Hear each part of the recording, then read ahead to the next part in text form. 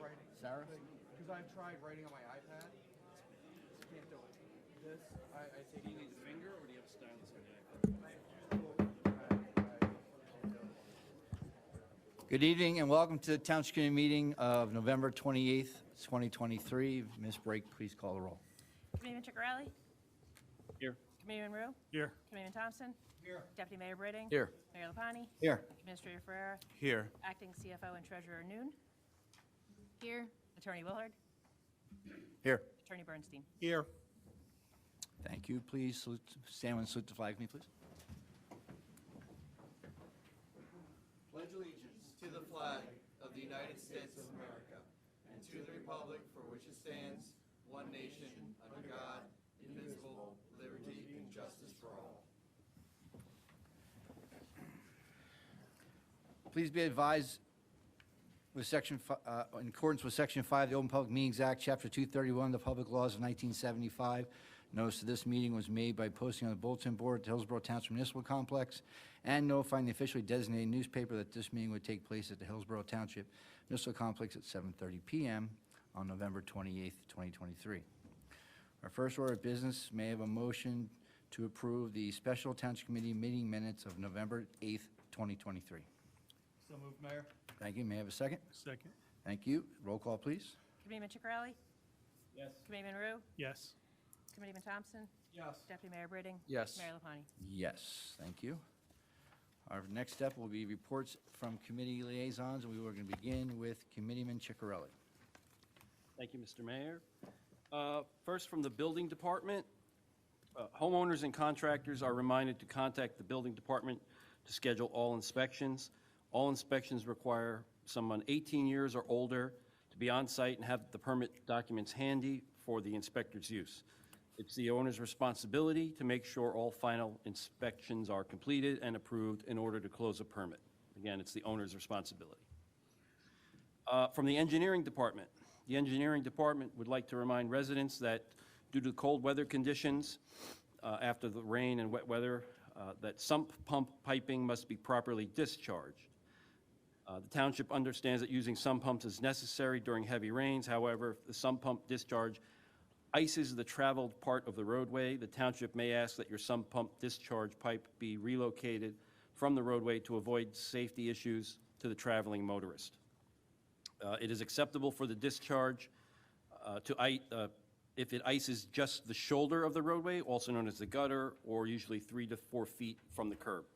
The township ordinance that we have does not allow discharge to the street for any new construction, but older sump pump discharges have been grandfathered in and are permitted to remain towards the street as long as they do not impact the traveled part of the roadway.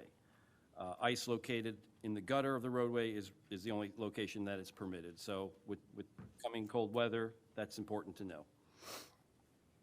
From Planning and Zoning, the Phase 4 of the Vanderveer Harris House has been completed.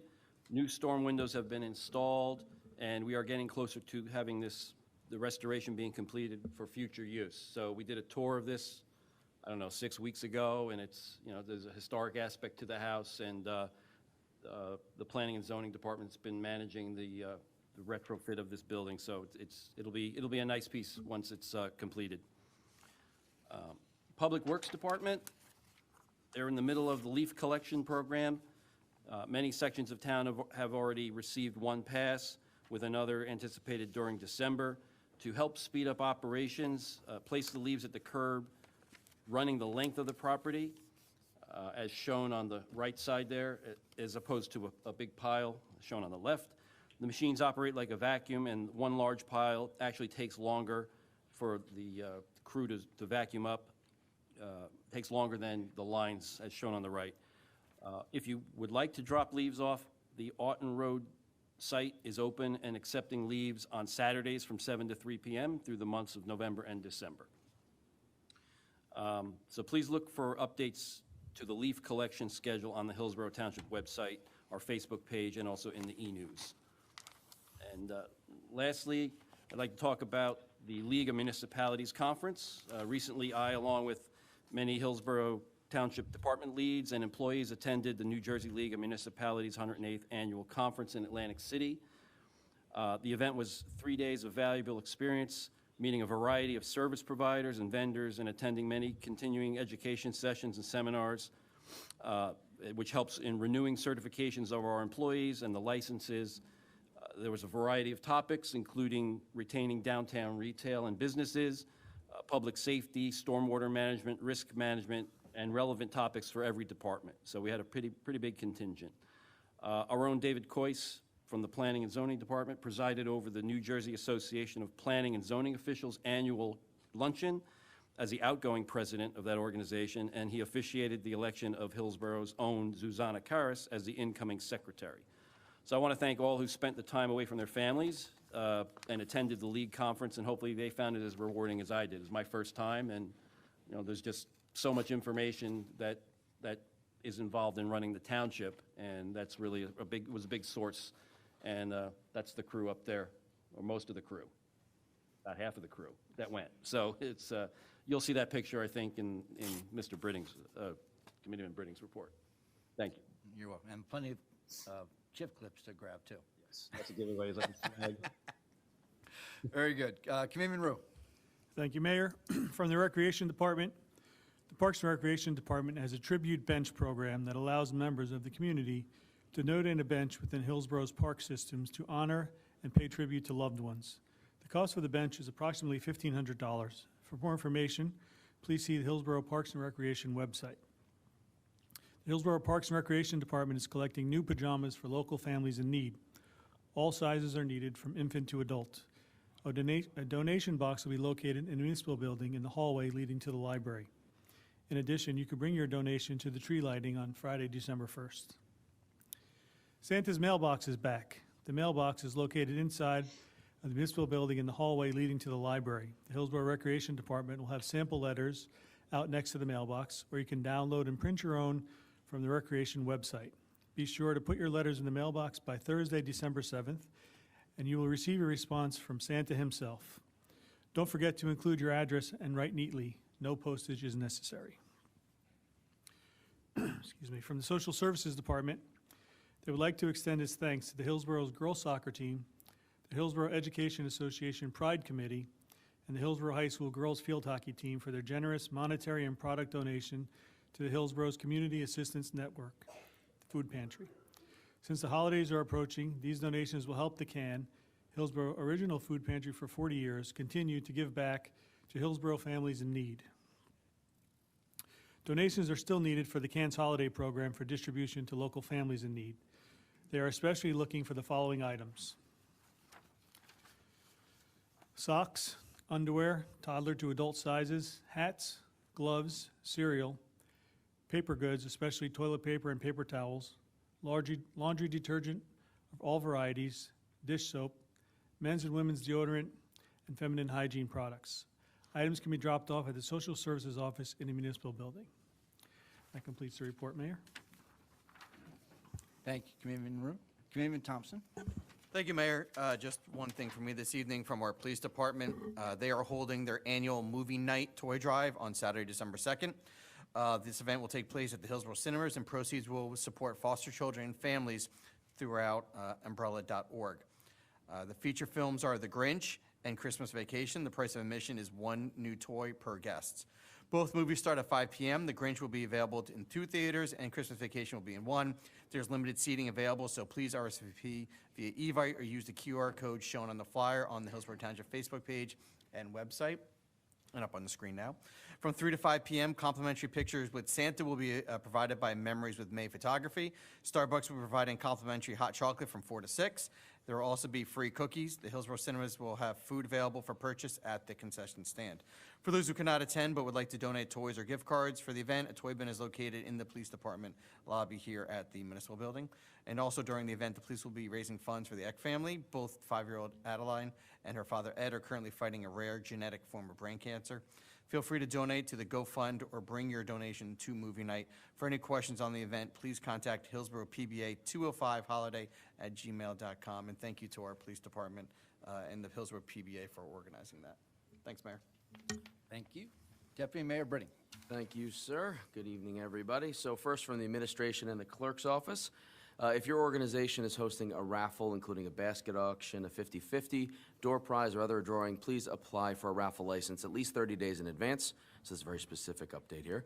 The raffle application can be found at the Hillsborough Township website on the Administration Clerk page under Printable Documents. To avoid delays or rejection, please refer to the checklist that comes with the application. All applicants must also complete the Police Department's information form, even if they have previously filled one out. Please note that Hillsborough Township does not make the rules or approve the applications. All applications are submitted to the Legalized Games of Chance Control Commission, or the LGCCC, and can take several weeks to process. All right, so that's the first one. Now from the Tax Assessor's Office. Inspections through the Tax Assessor's Office are underway as a part of the annual reassessment program. Hillsborough Township inspectors drive township-marked vehicles and carry a township ID. That's important for homeowners to know. They always have that. If you're not available to let an inspector in when they're in your area, please call the assessor's office to schedule an appointment for the interior inspection at 908-369-8077. Also, feel free to call the tax assessor's office to confirm your inspector's name. Inspections are an essential aspect for the township to verify the amenities and the condition of the home. If no inspection is performed, amenities and home conditions have to be estimated. That's how the process works. So if you can let them in, they have a chance to operate properly. And again, they have their township car and their township ID. That's important to know who's coming in your home. Economic and business development. So on October 19th, a little over a month ago, the Hillsborough Business Association hosted a wonderful event at the Roycebrook Golf Club. It's an awards dinner that we did at the Roycebrook Golf Club. The Economic and Business Development Office acknowledges the achievements of the businesses in our community. Mayor Lapani, myself, and Committeeman Ciccarelli recognize each of our award winners. You can watch a video of the event on the HBA website at hillsboroughbusiness.org. I think this is just another great example of how the township supports the close to 1,500 small businesses that we have and about 30 new businesses that are in queue to come into the township. So we are on a roll, and we're trying to bring in as many businesses as humanly possible. And I think this is just a great way to recognize some of those great small businesses. Last update from me, Mayor, is in sustainability. And again, sustainability has a number of different forms, but in the end, at the high level, sustainability is what we do to try to keep our town beautiful. And that's, one of the main reasons many of us live here. And we came to Hillsborough Township, so we're going to continue to focus on this. So on November 14th, Hillsborough staff and officials attended the annual Sustainability New Jersey Luncheon, as Committeeman Ciccarelli had mentioned, at the League of Municipalities to recognize our 12th Sustainable Jersey certification and 9th straight silver certification. So congratulations to the team for constantly getting awards for working so hard. Our Sustainability Department and Sustainable Hillsborough Steering Committee achieved 730 points and are currently ranked 3rd out of 466 participating municipalities in the state. Hillsborough is proud to participate in the sustainability program from New Jersey and to be recognized for our dedication to making our community a world a much better place, what I mentioned up front. We'll be hearing more about the record-breaking year the township had later when they present their certification plaque, so you'll have an opportunity to see some of that coming up in the next few minutes or so. So, thank you, Mayor. Stay tuned. Yep. Thank you. Okay, so just a few from me before we get involved in the rest of the program. I had the pleasure of supporting two of our newest businesses. So on November 2nd, I went to a ribbon cutting at Cafe Basilica, which is right around the corner from here at Kingbridge Shopping Center. I was joined by Committeeman Ciccarelli, Hillsborough Township staff, and members of the Economic and Business Development Committee. And then on November 8th, Committeeman Rue and the Economic and Business Development Committee members joined me as we cut a ribbon at the brand-new JC Nail Spa. JC Nail Spa is located at 640 Route 206, which is the newer buildings right behind the Bottle King, so to speak, there. Very high-end nail salon. I had the opportunity to sit in their massage chairs, and let me tell you, if I didn't have to go to work, I might still be there. So I give you a chance to at least enjoy that. And as we always do, as the Deputy Mayor said, we always look to continue to support our local businesses. I, as a small business owner in this town for over 50 years, understand the importance of our small businesses in this town. They're the ones that support our charities, our churches, employ our youth, and really pay the burden of a share of taxes in this community because we don't have a lot of big industry, so we survive as well as our small businesses do. So in a few days, we are going to have our tree lighting. But, if you remember, we had an incident, the Grinch came and took our tree. But needless to say, good news, the township held a contest to find a replacement tree. However, finding a tree that met all the qualifications while not wreaking havoc on the surrounding environment proved challenging. During the week of November 13th, now you can put the picture up, the Grinch came back and returned the tree to us and lowered a brand-new tree into our spot where the other one stood. So needless to say, we have a tree for this weekend, but I'd like to thank everyone who put out a potential Christmas tree to share with the community. We were always touched by the continued generosity of our community, and we also thank the Grinch for restoring our tree and our faith in humanity, and we can't wait to see the new tree on Friday lit in all its abundance and glory. And we're not going to talk about anything other than having the tree lighting, Bob, at 5:30 p.m. Rain or shine, but there'll be no rain. I'm saying it now. Also, just to bring attention, we will also be hosting our second menorah lighting on December 7th, right here near where the holiday tree is, the Christmas tree.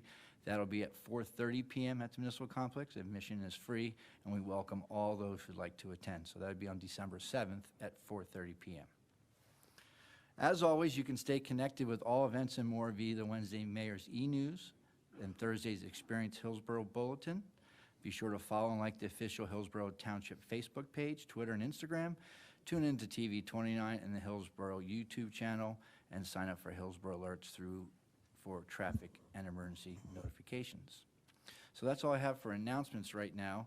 I'm going to have a couple proclamations, and I'm going to invite, actually, for these three, because they deal with a large community and some things that we've all been part of, I'm going to invite all the committee people down to help us support these three proclamations.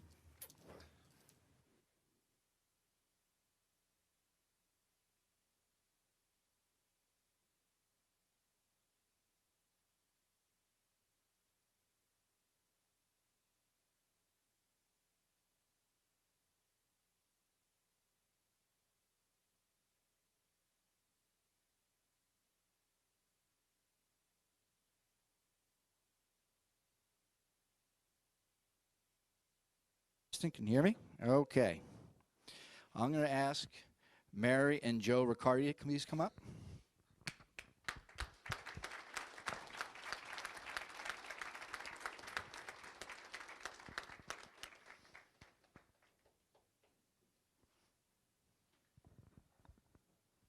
Come on over here.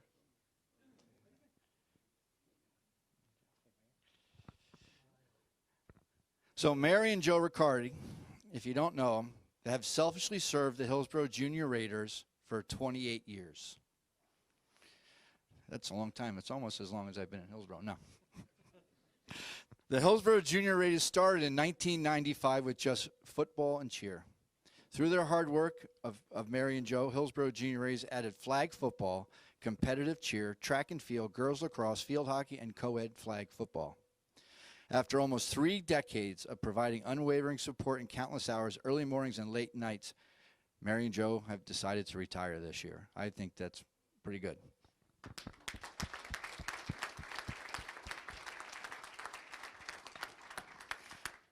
Now, therefore, be it proclaimed that we, the Mayor and Hillsborough Township Committee, recognize and do hereby honor and recognize Mary and Joe Riccardi for their dedication and commitment to Hillsborough Junior Raiders, the children of our community and youth sports in Hillsborough. Congratulations.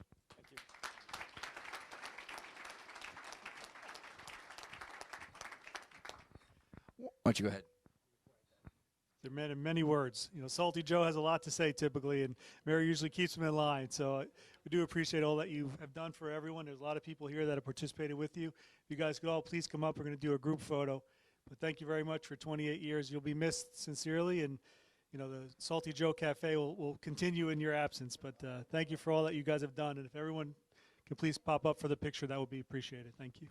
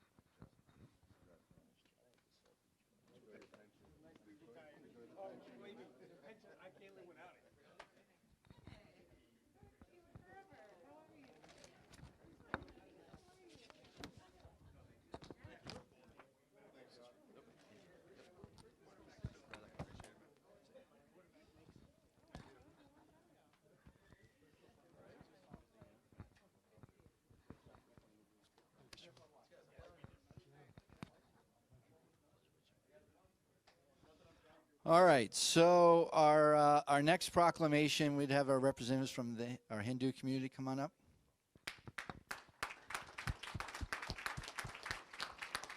Bring everybody up. In fact, bring them all up. Bring them all up. They're all coming. Come on up. All ladies, please come. Everybody, please.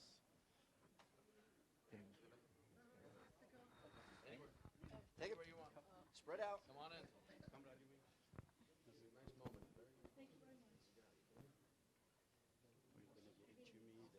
Yeah, that's fine.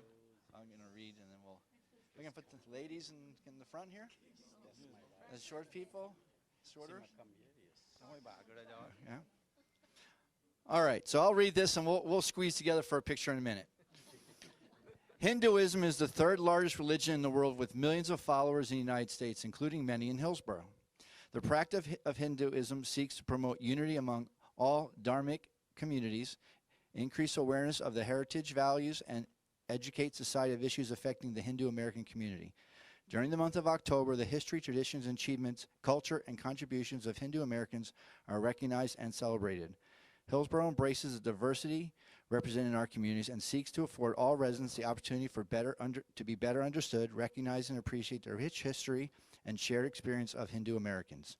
Now, therefore, be it proclaimed that we, the Mayor and the Hillsborough Township Committee, do hereby recognize October 2023 as Hindu Heritage Month and encourage all residents to join in celebrating the many contributions of Hindu Americans. Congratulations.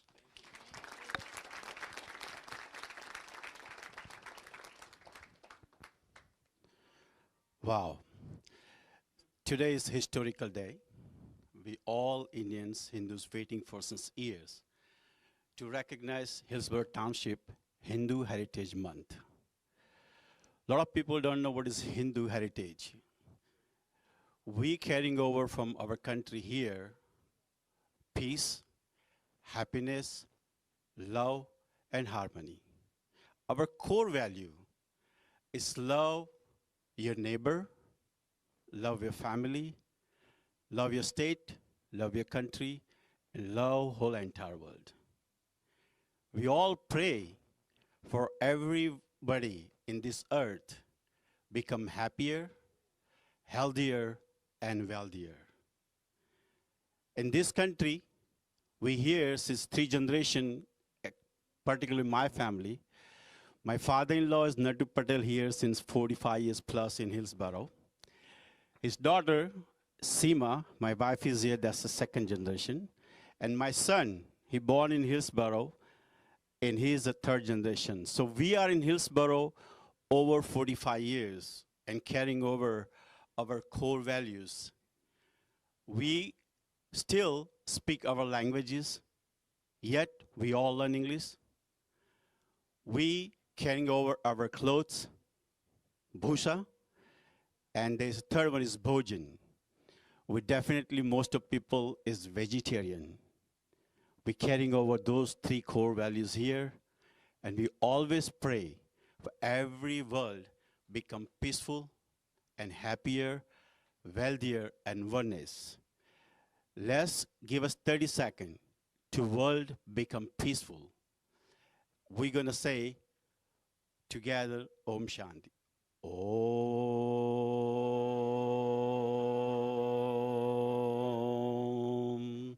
Shanti, Shanti, Shanti. Namaste. Thank you, everybody. Especially thanks to Mayor Sean, Deputy Mayor Robert. He worked hard for bring this event together. Of course, our committee members, of course, our police department and fire department, and of course, our all neighbors who was here. Whole entire Hillsborough is one family. Let's bring this family and this township, as Bob said previously. We need to make this place better and beautiful and peaceful and drug-free and violence-free. Let's become one family. Thank you. Namaste.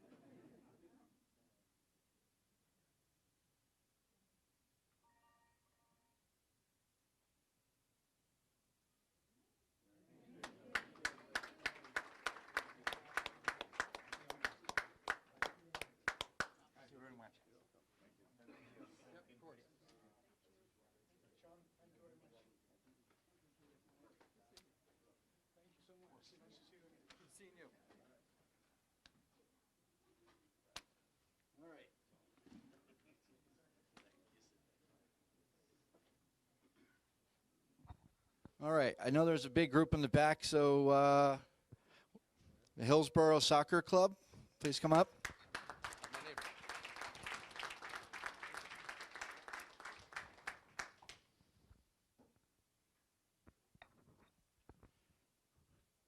These guys must be good. They all got swagger when they're walking up. Get in the front. I'll stand right here. You guys hold on. The mission of the Hillsborough Soccer Club, Incorporated, is to organize, finance, and promote programs and activities for the benefit of the Hillsborough boys soccer team facilitated by every player volunteering. In 2023, the boys soccer team volunteered at events such as Kickball with Cops, Steeplechase Walk Run, Hillsborough Clean Communities, Bingo at Brookdale, and the Hillsborough Canned Thanksgiving Preparation. The Hillsborough Soccer Club is proud to present a check for $750 to the Hillsborough Community Assistance Network Food Pantry, thanks to its success for its annual clothing fundraising worth 3,807 pounds of clothing was collected. Correct. Thank you very much. Hey, Bob, why don't you come over here and stand by the check? Since Bob is accepting it on behalf of the can. So tonight, the Hillsborough High School boys soccer teams are represented by the following graduating seniors and coaches. So I'm going to hand the mic to you. Just say your name. Sam. Isaac. Gus. Danny. Andrew.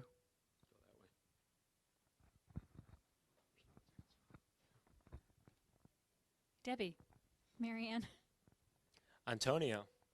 April. Eric.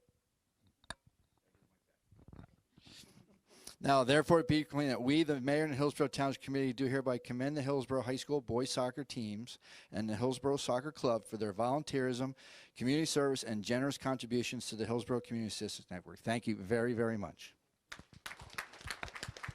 Somebody going to speak? Not me. Somebody going to say something?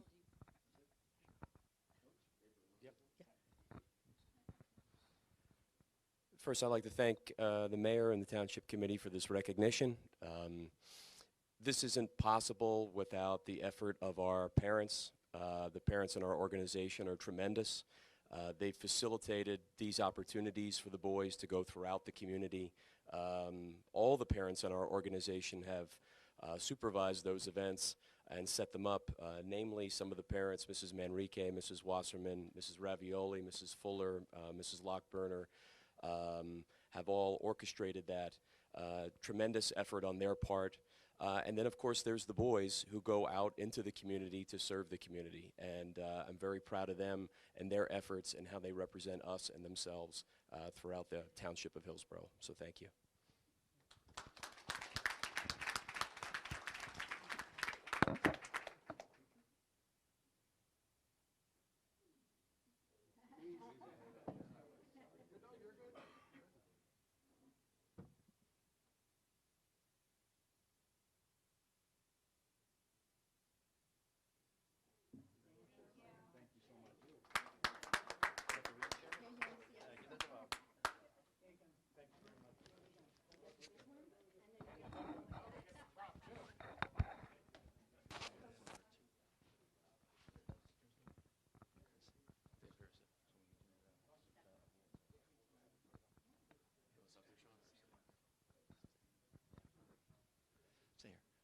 I'm going to let everybody clear out. Can I invite up our people from our sustainable group here?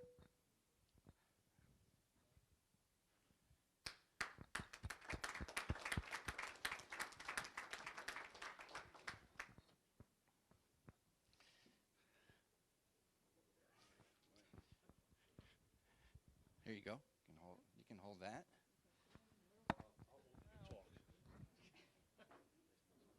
There, you want to hold that one? Sure. We got two? Yeah, well, we just carry it. So as you can see, we don't have anything formal to read here, but we started out in 2009 as a bronze and quickly in 2015 became a silver, and we've been silver ever since. And I have to give a lot of credit to both the Sustainable Committee, but also Anthony Ferraro, who's been really started spearheading this years ago. And if you know Anthony, he hates to lose. So every year we've progressed in points, and we've reached a record points this year again. So thank you to everybody, not only in the township of Hillsborough, but also our community to help us achieve these goals, because we wouldn't do it without you. But it's an honor when you go there, and we're a small little town, quote unquote, of 40,000 people, and we're competing against the bigger towns of Woodbridge and other large ones, and we're only third here in the state. And I think we're the largest in Somerset County, right, Anthony? So that's good for you. So thank you so much, and I'll hand it to Dr. Abrupta. You want to say anything? Yeah, so I just want to thank the Township Committee for, forming the Sustainable Hillsborough Steering Committee back in 2006. I'm very proud of our achievements. Again, we are at the top of Somerset County. We're number 2 in the state in terms of years being certified. And really, our job is just to find ways to make our community more sustainable. A lot of people think of environment, but really that includes the 3 pillars of environment, economics, and social sustainability. So thank you to our entire community. Oh, and I'm being told to ask for volunteers. So we do meet on the 3rd Tuesday of the month at 7 p.m. right here in the building, and it's always posted. So come on down. Our meetings are open to everybody.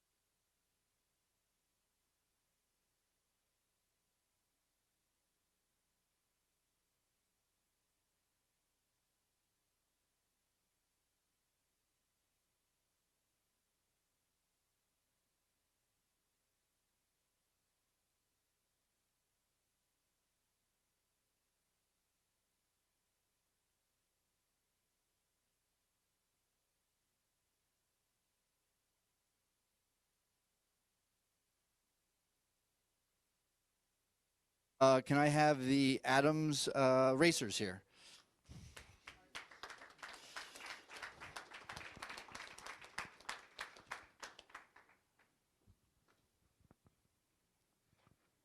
Since you're on a roll. Yeah. All right. Hey, Bob. All right, well, I'll switch over there, and you get next that one. You like holding checks.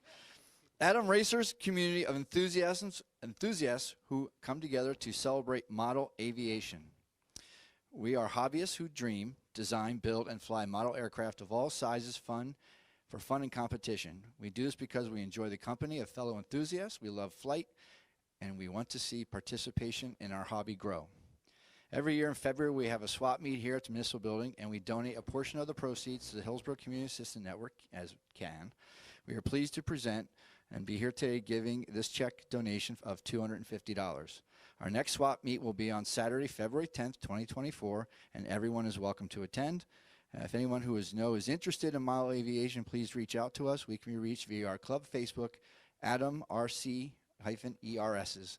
Very good. Congratulations. Great. Thank you. Thank you.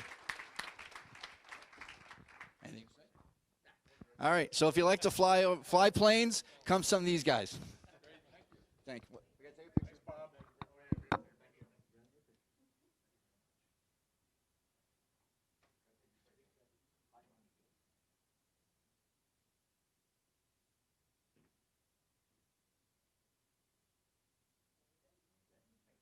Big checks. Thank you very much. Here's your paperback. Thank you. Thanks for reading that.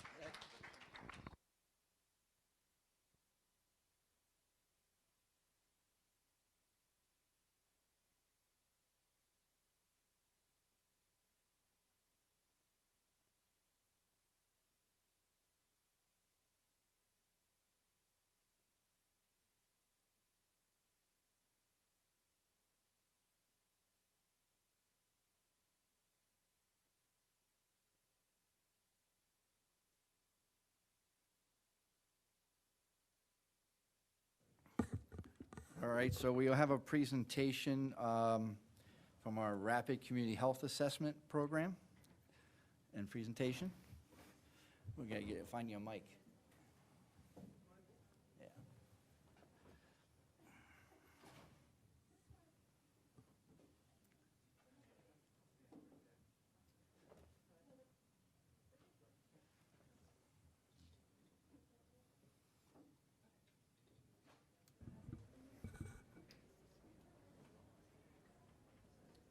Hello.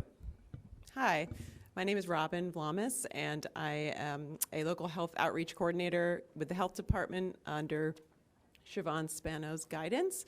And I'm here today to present to the Township Committee rapid public health assessment results.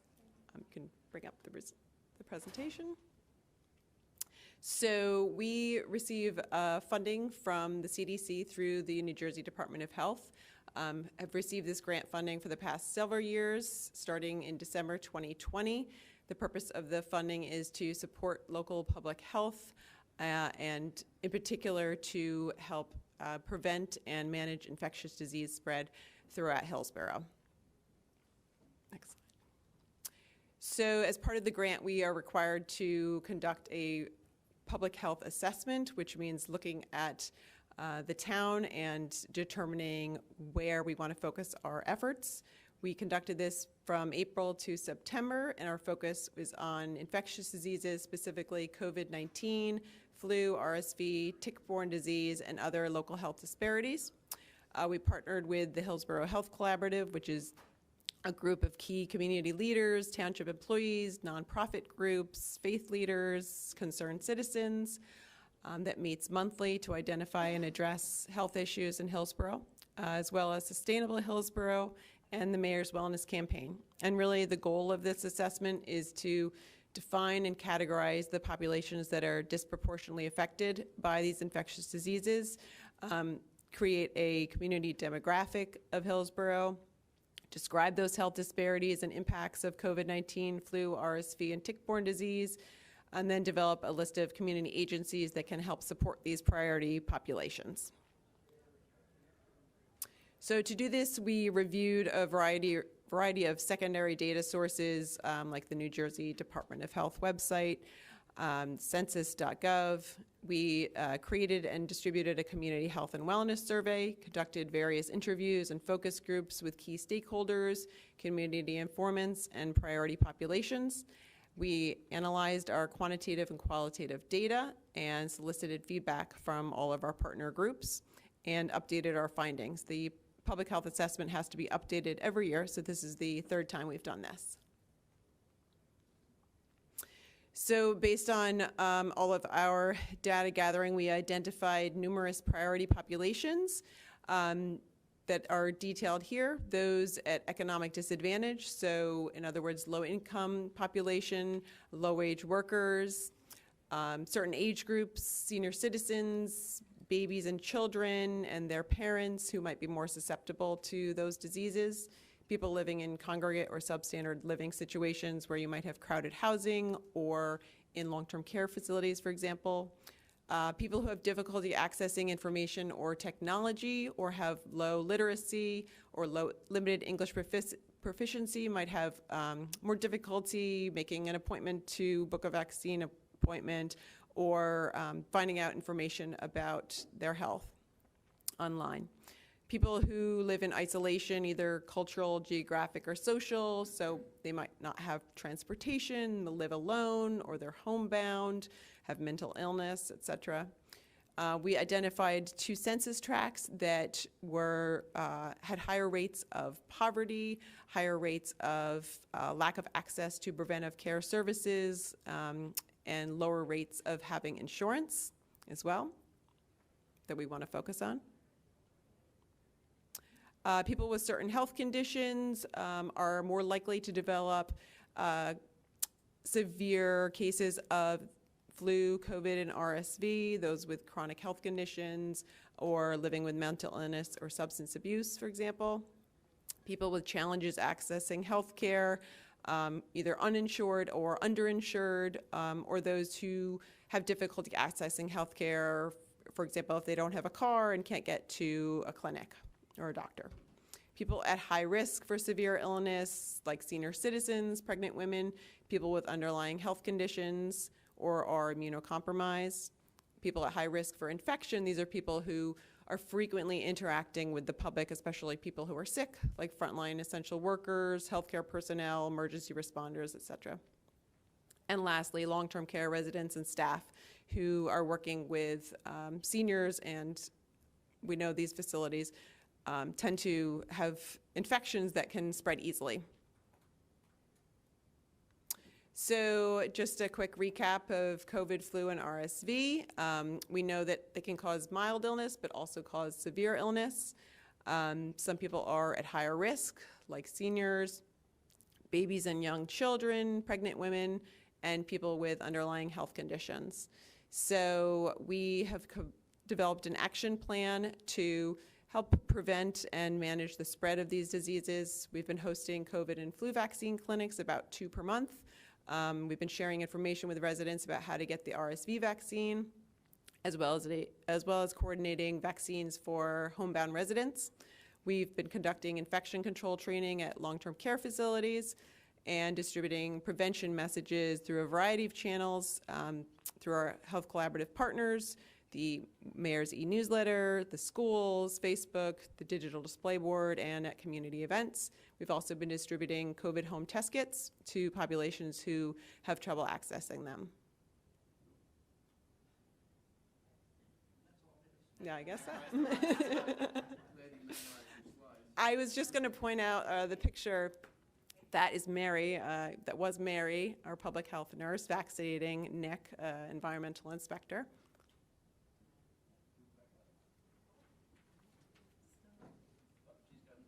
I have a paper copy, just yes.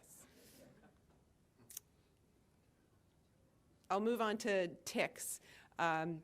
This one's a little bit different, obviously, than the other respiratory diseases, but being in Hillsborough, somewhat rural community, we are under Lyme disease is a real risk here, and ticks are, people might think that it's wintertime and ticks are over, but ticks actually, it takes really hard freezes to kill them off, so they are still around, although it's most frequently the spring and summer are times when people get most bitten by ticks.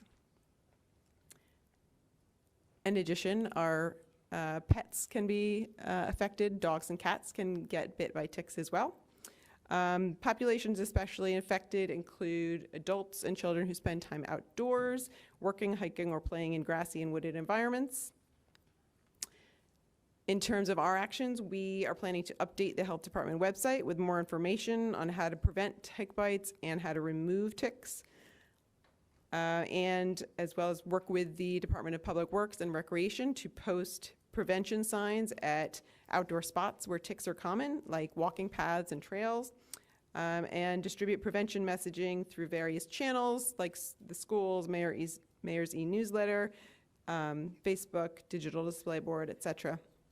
We created a flyer last spring for all of the landscapers in town because we know that their employees are outside working frequently, and developed a flyer in English and Spanish giving them tips on how to prevent tick bites.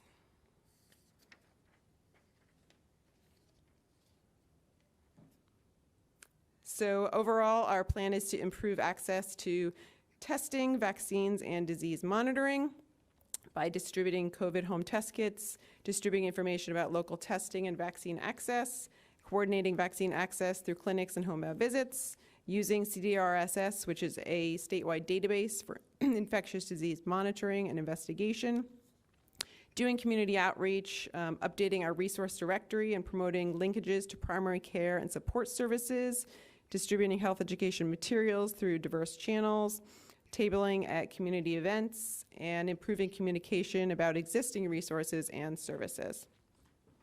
We plan to continue our partnerships with local stakeholders, facilitating our monthly Hillsborough Health Collaborative meetings, and also are looking forward to partnering with the library to offer and promote more ESL classes so we can spread health education and promotion messages to our residents where English is not their first language.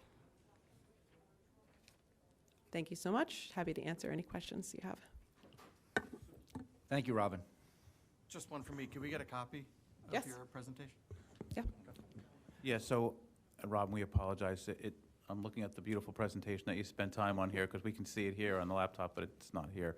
So we'll make sure that the public sees the presentation, because there were some nice slides at the end there. So we apologize for that. No problem. But it's great to have a backup plan always. I prepared. like that as well, always prepared. It's all about Before you go, preparedness. Robin, Well, before you go, what's the value of the grant each year? They roll over every year, but I think it's like at this point, it's about 400,000. So they roll over every year, and it's about 400,000. 400,000, yeah. Right, so it's a big program that you're, Huge. yeah. Yeah. Okay, Yeah. great, thank you. Thank you.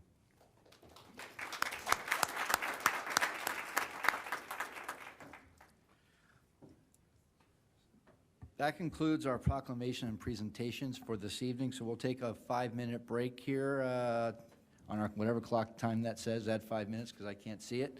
And then we'll get back with the program. So those who'd like to leave, please feel free to go. Thank you.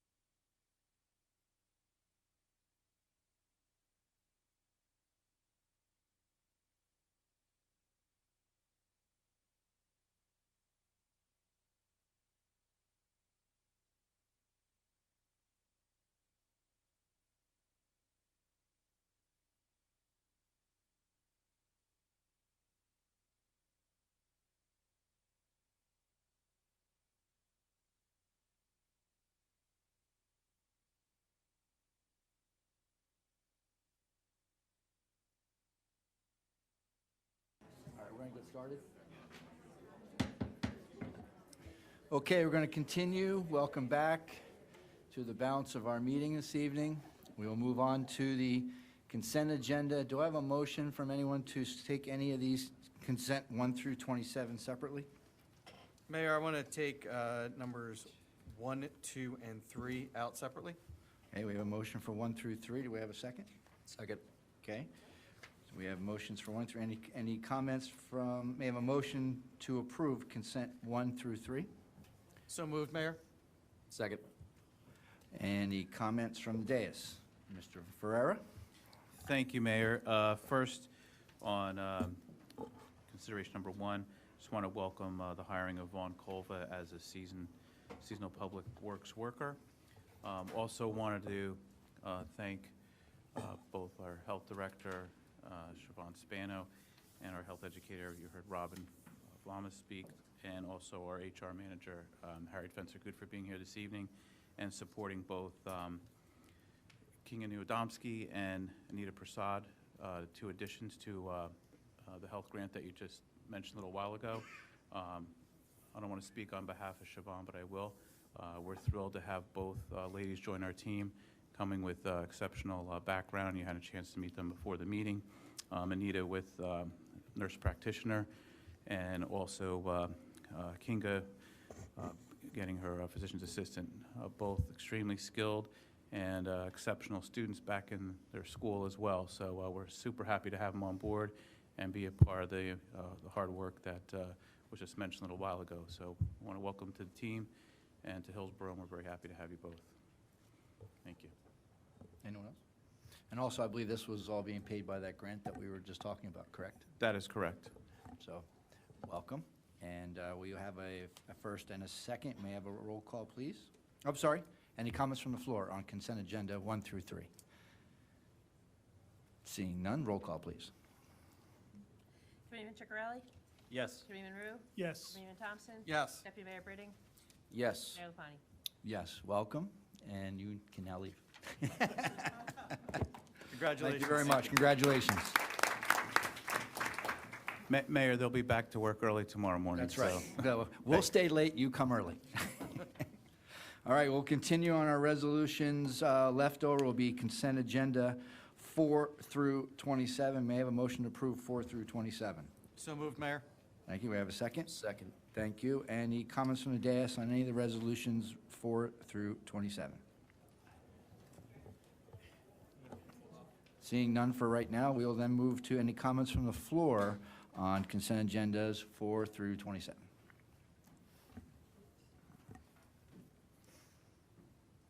Good evening. Maria Janusik, 720 East Freck Avenue, Manville, New Jersey. I'm also a Hillsborough Township property owner, Block 86, Lot 3, 2155 Camp Lane Road. Consent number 7. Oh, first I want to ask, resolutions are identified by consent numbers. Do they eventually get a resolution number? So when they're filed, they have a resolution number and not by a consent? Yes, they do. Well, it's a consent number on this agenda, but if you look at the top of each one, it says R 2023 dash, and there's a number after that. So that's the consecutive number for the entire year. It starts at 1 in January, and we keep going, so. That's how Okay, you guys so at the top of the page on the left, that's the, It says that's the- 2023 dash, what's the R? it's R 393-2023? Yes. That's the resolution Yes, it number. is. All right, thank you.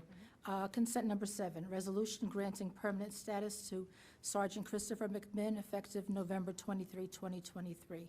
How long has Sergeant Christopher McMinn been with the Hillsborough Police Department? Long time. So it's the probation is once he gets promoted, then it's a period. It's a 6. So it's not that his police, it's just a probation as a sergeant is affirmed. So with each promotion, there's a 6-month probationary period? Outside of the captain and the chief, I believe, every other position has 6 months. Would you use the mic, please? I apologize. Outside of the chief and the captain, I believe those are excluded from the 6-month probationary period. Okay, and so Sergeant Christopher McMinn, he is a police officer. Can a police officer also be a detective, or is that a separate thing? So, Not sure what you I'm not quite sure what you're saying, but we have, everyone's a police officer, a sworn officer. We have police officers, then you have corporals, then you have the detectives, you have sergeants, lieutenants, one captain, and one chief. So someone who is a detective is a detective. He can't be a police officer or a sergeant or whatever. He is a detective. You get the title of detective. He's still a police officer, but his Yeah. title is detective. Right, but you wouldn't be like a sergeant and then Sergeant also be a detective? detective? No, but we do have, I believe, a sergeant in the detective bureau that oversees all the detectives. So there's a sergeant who's in charge of the detective bureau. Okay, only because I think at one point I had seen Christopher McMinn identified as Detective Christopher McMinn. That's why I'm asking. Probably 6 months and 1 day ago. He just got promoted to, remember, that's part of the So, probationary no, but I'm period. saying So he he probably was- was a detective 6 months ago. So 6 months ago, he may have been a detective? I can't remember if he was a detective before he moved up to sergeant, but that's probably what it was. Okay, all right. Consent number 15. Resolution authorizing execution of assignment of grant agreement from the County of Somerset to the Township of Hillsborough pertaining to the NJ DOT grant funding for the Brown Avenue Extension Improvement Project, solicitation of bids for the project, and Pannoni Associates proposal for professional services related to the project. So initially, this project was supposed to be done by the county, and now it's being done by the township? So originally, it was supposed to be supervised, correct, by the county. The DOT, the grants were given to the county from the monies that were donated over the past 3 years from the state, which was about $1.5 million roughly, I think, at this point. The county this fall said that they were going to transfer the supervising of this project from them to us. So this essentially is part of that process of us being the overseer of this project in completion. The road is being paid for by the grant and by the owner of the property. The state, the township does not have any pay or does not pay any cost of this road. We are strictly an overseer. So was there a reason why the change was made from the county to the township? Do you want what they told me? Was that they're busy. The what? They said they were busy The county was busy? and they wanted us to do it. And so the In a nutshell. Bottom line is that they said they had a lot of stuff on their plate and they preferred us to take the lead on the overseer of the project. And is this work being done on the highway, or is that private property? It's a What is road this? that goes from, if you know where Brown Avenue is, it's at the light by the Days Inn and goes back behind the Days Inn, and it will continue around private property and join the depot warehouses there to allow the truck traffic to come out to a traffic light as opposed to trying to come out on 206 is the purpose of the road. And it is a public right-of-way. And it is a public road. It's a public road, so shouldn't that be done either by the county or by some division of transportation instead of by the township? We're not doing it, we're just overseeing. We're not building the road, it's being built by the developer. No, I understand, but something pertaining to the No, road. we're going to go out to contract. Well, we are, right. We're going to go but out to bid, we're not and paying. we're going to oversee it like you Right. indicated, but we're going to go out to bid for this project. Yeah. So Pannoni is going to, you're looking to engage Pannoni in doing this work? Well, Pannoni is our engineer, and they will collect and oversee all the engineering and the bids to make sure they're done, and also do the inspections along with our department. So they won't be doing any work, they're just going to be overseeing different aspects of it? Well, they're doing work. They're doing work, they're not Overseeing building it, it. they do. I Pannoni. mean, they're engineers. They're not going to be out there shoveling, if that's what you mean. But yes, they do inspections and they do engineering work. And they'll be hiring whoever's going to be doing the work? No, They're the gonna- municipality will be contracting with whoever is going to be the successful bidder. Okay, and so Pannoni is going to be getting $110,500 for doing that? An amount not to exceed. Okay.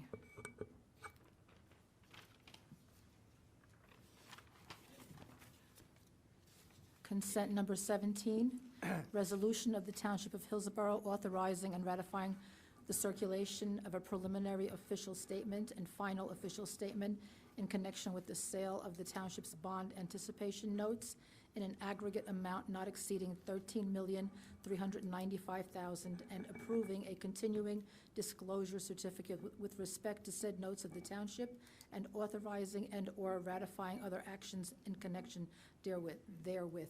This is in regard to the Mindell property that the township purchased. Yes.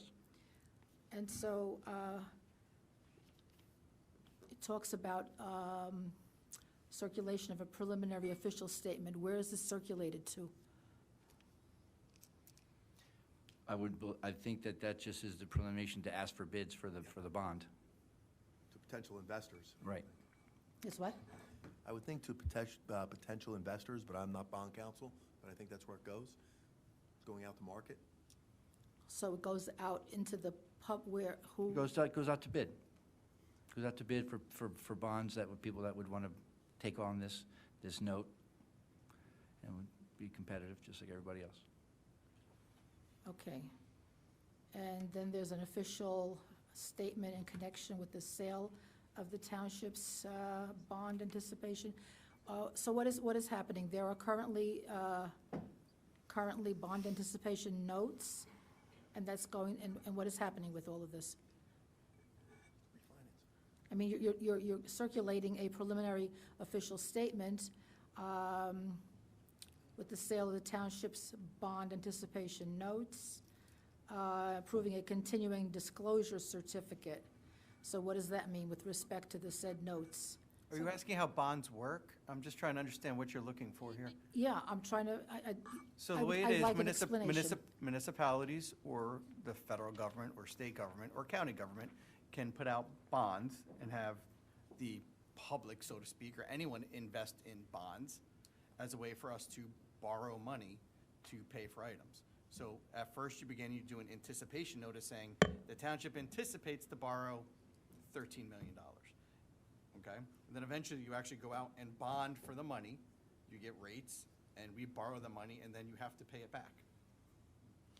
okay. So and this is part of the process of bonding/borrowing money. Okay, and so who is handling all of this? Our bond counsel. And our acting CFO. And our Bond- financial bond- advisor. Financial advisor. Okay. And for the members of the public, the township purchased the property, the Mindell property, over 400 acres for approximately $14 million. And lest to be confused by all this discussion, it's a refinancing. I'm sorry, I didn't hear that, what? It's a It's refinancing. refinancing. What's refinanced? So bond anticipation notes roll over every year. It can roll over for up to 10 years. So this is a note rollover. We're refinancing it for another year. And in case anyone else forgot, this property is where they wanted to build a massive natural gas power plant. It's about, that was I'm Mayor, sorry, so I'm 2016, 2015, I think is when they wanted to build the massive power plant.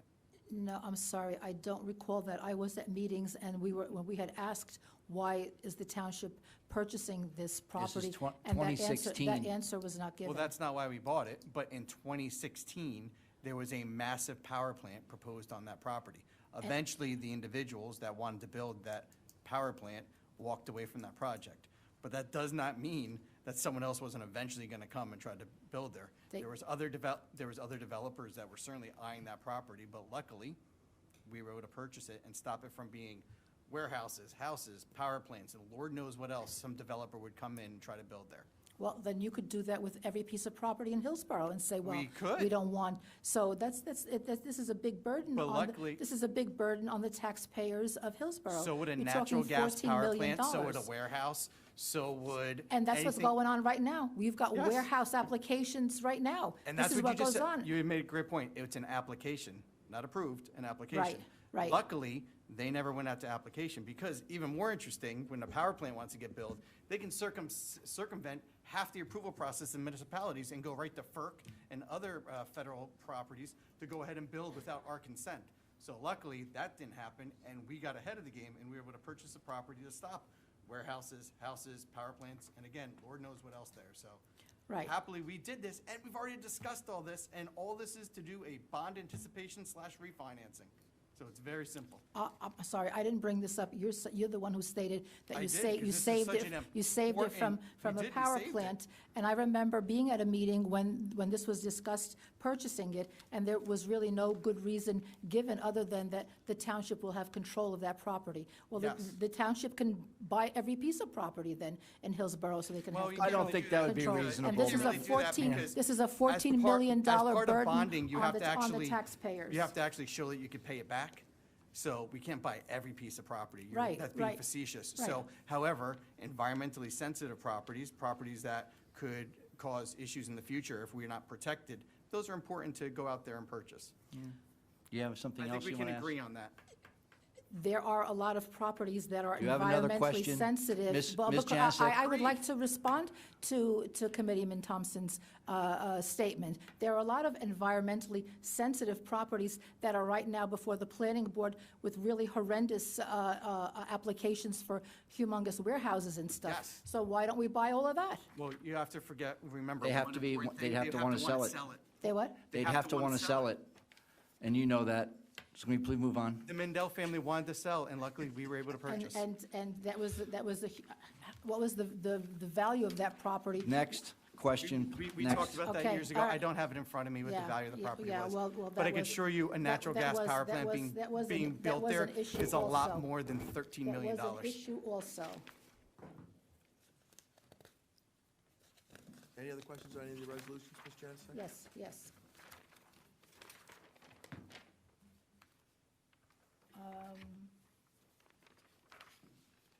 Consent number 18, resolution accepting and approving the corrective action plan for the 2022 township audit. What was the corrective action plan? It's in the notes. Excuse me? It's in the notes. It's basically just recommendations from our auditors on issues that they feel we need to look into and correct, which we address moving forward. And if you want a copy of that, you can certainly request it, we can get it to you. A copy of what, the corrective action plan? Yes, ma'am. So you don't have any, like, general just idea of what was It's- being it's, corrected?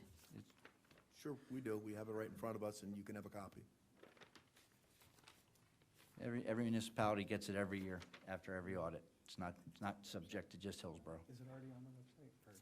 Okay, consent number 19, resolution approving 2023 municipal budget transfers.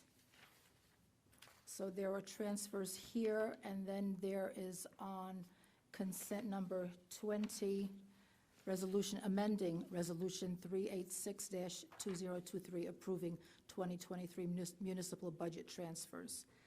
And the one amendment to Resolution R 386-2023, approving the 2023 municipal budget transfers. That's the second column. Under account description, it's DPW street salary and wage with a debit of $186,277. That's a big, that's a large amount that you're now transferring. Where's that going? And why is that so big to begin with? Why, I know that you more or less estimate things, but that's a huge. So that is an amendment to the resolution from the last meeting. If you recall, it's the same things, those DPW streets and roads workers moved over to the parks, and we had to move that funding. There was an error in one of the account strings. So what that's saying is the DPW streets salary and wage of $112,000 and the DPW stormwater salary of $74,000, those are changing. So the stormwater salary, we did not move anything from. It all came from the DPW streets.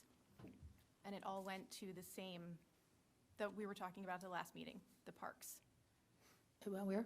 To parks? To the parks? Mm-hmm. Park Street salary and wage. Okay.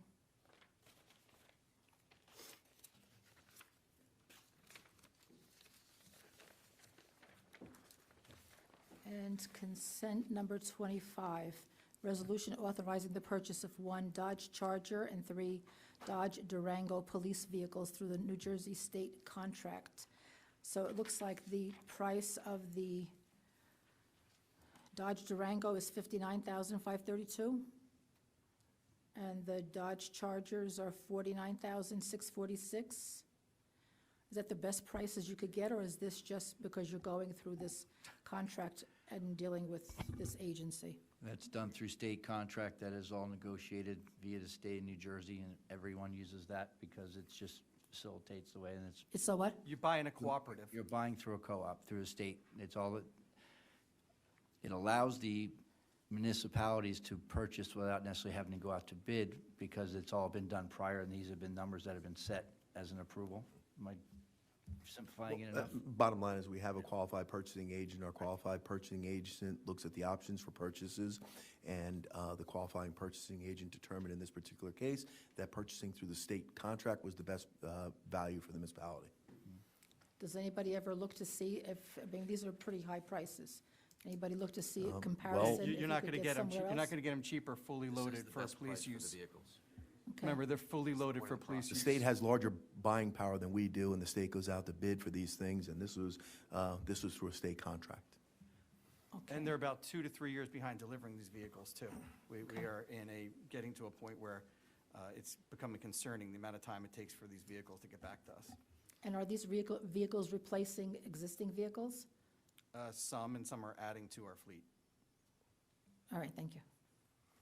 Mayor, just one thing, I was told that I didn't bring up the natural gas at the power plant at the meeting, but I am heavily quoted in an article directly after that meeting about how we stopped the power plant and beat back that proposal, and also stopped warehouses and housing on there. You can Google that article from August 12th, 2021, if you want to read more about that, but since I'm quoted at the meeting, I'm pretty sure it's exactly what I said at the time. All right, thank you. Anyone else have any questions on consent agendas Since I've 3 through 27? 4 through 27, I'm sorry. Okay. Hello, hello, Judy. Hi, Judy Haas, Titus Court, Hillsborough. Just because I've been enjoying this little march down memory lane, I'd like to ask some more questions about Resolution 17. First of all, this happened in 2021, if I recall correctly. I assume the Mindels got their check. How was that check in 2021 paid for? Did you do previous bond anticipation notes? Bonding. And this is a rollover of that? Yes, ma'am. Okay, how many years are you planning to do bond anticipation notes on that?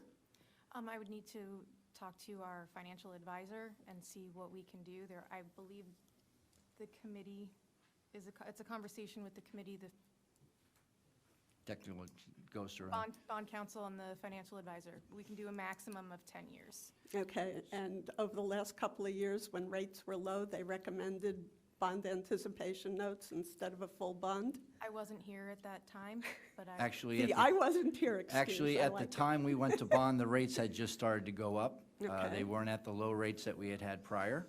So we did the bond anticipation note, knowing that the volatility of the rates for the last 3 years. So we will wait until we have to, that we feel we have the best rate available. We have that Okay. luxury to do it, and I don't see any reason why we shouldn't look at every option we have to maximize the value.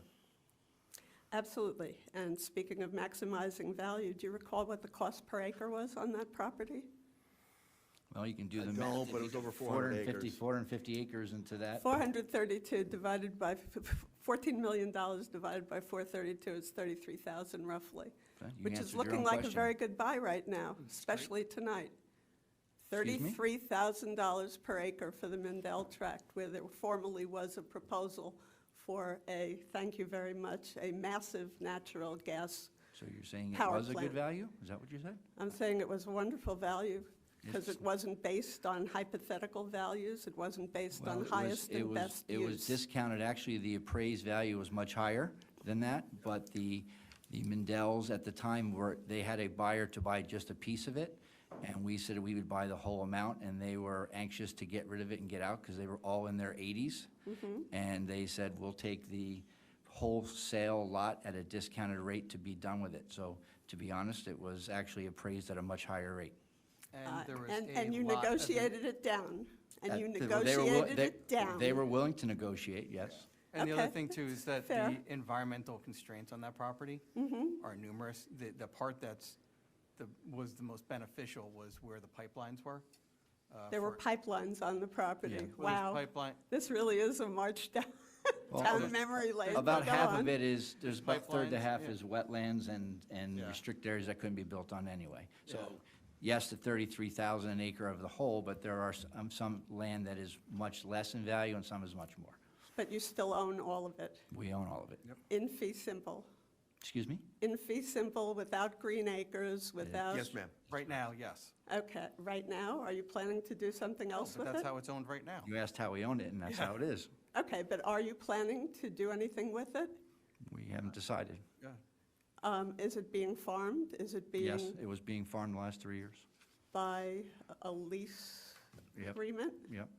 Okay, It that's was, very good. we used to be the Jablonskis across the street, but he passed away, and I believe it was the owner of Hillsborough Farm was doing it for him. Yep, And then we had the Gun and Rod Club that was there for a long time, like if there's. great. Okay, that's all those pops everybody hears No, around they're not there town. anymore, so that's not what they heard. No. Cool. Anyway, since we have our CFO here, do you know what the total town indebtedness is right now? I don't have that number right off the top of my head, but you can come see me in the finance office or give me a call or send me an email, and I can try Well, to get that answer. even a ballpark? I mean, we've got 14 million here. I think there was another 8.5 on streets a couple of years ago that's probably still out there. Any We'll get you other, that answer. any other large issues for bonding? This is all we have for right now. I can't hear. This is all that's in, that we have, that we're anticipating right now. There's other bonds that we're paying off. Okay. And I believe that. This is the largest one. Right, yep. I'm sorry, I is- can't hear well, if you This can. is the largest one. Okay. We don't have any other large ones. Okay, thank you very much. Anyone else? Consent agendas 4 through 27?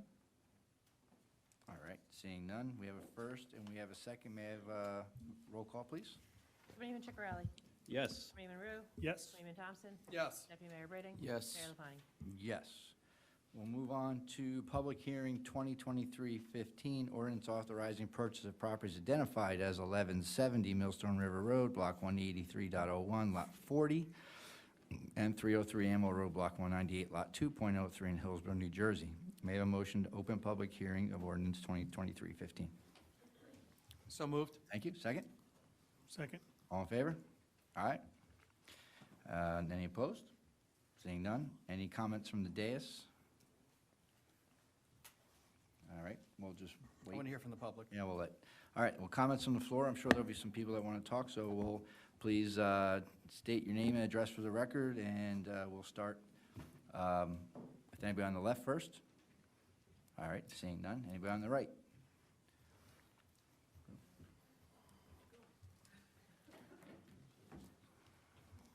Maria Janusik, 720 East Freck Avenue, Manville, New Jersey. This property was the subject of a warehouse application to the Hillsborough Planning Board. What was the status of the warehouse application prior to this decision to buy this land? It was an open application from the planning board. It was open application. Still in There was process. There was no decision on it or anything? There was none. There was How one- many? One, let me finish. One, since I'm there, and you know you're there, one, it was an active application that had several hearings, and one had not had any hearings yet. But they all had applications in full, were deemed complete, and were full viable applications by, and deemed worthy by the state of New Jersey, by MUL. Which one had the several applications? The The three- several several hearings? 303 Amwell Road. 303 Amwell Road had several. And what were the, at that time, what was the projected possibility that they would get approval? You can't. Because there were, I remember reading things about it, there were a lot of issues with that property for that, which more than likely should have been denied. And so now they get to, Mayor, get Yes. to get purchased. for What- purposes, what- Mrs. Chancellor, for purposes of the record, both applications are still pending. The board has made no decision regarding either. As to speculation as to whether or not the applications would have been not approved, they are speculation at best. The application for 303 Amwell was not completed. The application for 1170 Millstone River Road had not commenced. And if anyone wishes to comment on the record, I would advise the committee not to respond because they are still pending.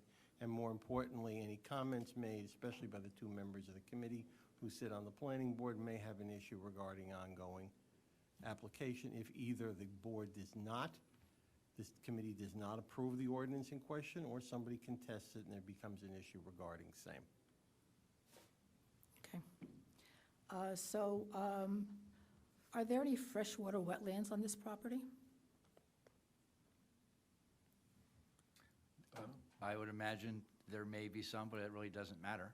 I don't recall one way or the other, and it's not an issue before this committee. Okay, whether it matters or not, the question is, are there freshwater wetlands on the property? Doesn't matter. Even do if you- there is or isn't, doesn't matter. Why? That's not what we're here to talk about. But, no, my question is, are there freshwater wetlands are protected by the state. So my question is, are there freshwater wetlands on the property? And Mayor, respectfully, Yeah. this is a hearing Right. on Purchase. the purchase of the property. Okay. And I respect, well, please let me finish. And I Okay. respect what you're asking, that would be a matter before the planning board. I don't have the maps for it in front of me. So I'm not going to be able to answer that for you, but I'm sure we can get you the maps if you'd like. Okay. But I'm guessing you've been before the planning board and But they've shown the I'm not maps, right? asking this as someone at the planning board. This is a piece of property that's being purchased, Mm-hmm. and we'd like to know what the positives and negatives are of this property to see the value of this property.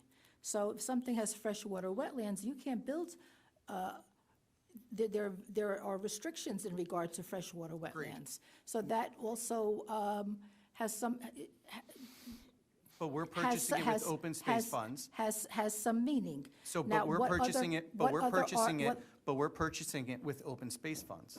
When you purchase with open space funds, we can't build anything on it. Okay. And in You're- fact, if we did want to build anything on it, the process for us to take it out of the open space trust that we have is rigorous, to say the least, with hearings at the state level, with almost triple the acreage purchased. Yeah, 3 to 1. So it is, once we make this purchase, which I hope all of us agree to tonight, basically, this property, for as long as all of us are around in this room, is going to be protected land in Hillsborough. Okay. Are there other environmental issues on there? Are there any kind of pipelines or anything on this property? None that we know of, but the contract provides a due diligence period for us to do such investigations. We know there's a pipeline through 303, but that's a pipeline that has been public forever. It's what? It's common knowledge there's a pipeline that goes to the corner of 303 Amwell Road. Sorry, common knowledge for whom? I don't know if, I Ms. don't know. Janusik, I don't know if all the people. I know you were at the planning board, so I know I you know was, it's there. I was, but I don't know if all these people were. So I'm asking a question on the public record. This is a public hearing, and I would respectfully request an answer without any kind of additional comments. There's also a pipeline going Because I through don't do that to you, and I Dunkin' would Donuts. request There's that. also a pipeline that goes through. There is a pipeline. That goes through part of Hillsborough. There's a pipeline, but it has no bearing on what we're doing here, Through my neighborhood? through your neighborhood. There's Okay, there's I pipelines am through just everywhere. asking about this property, because this is what we're talking about, that's all. Is there a pipeline on this property? That's all. And you've said, yes, there is. There is. On a corner of the property. Corner of the property, yes, as you know. Okay.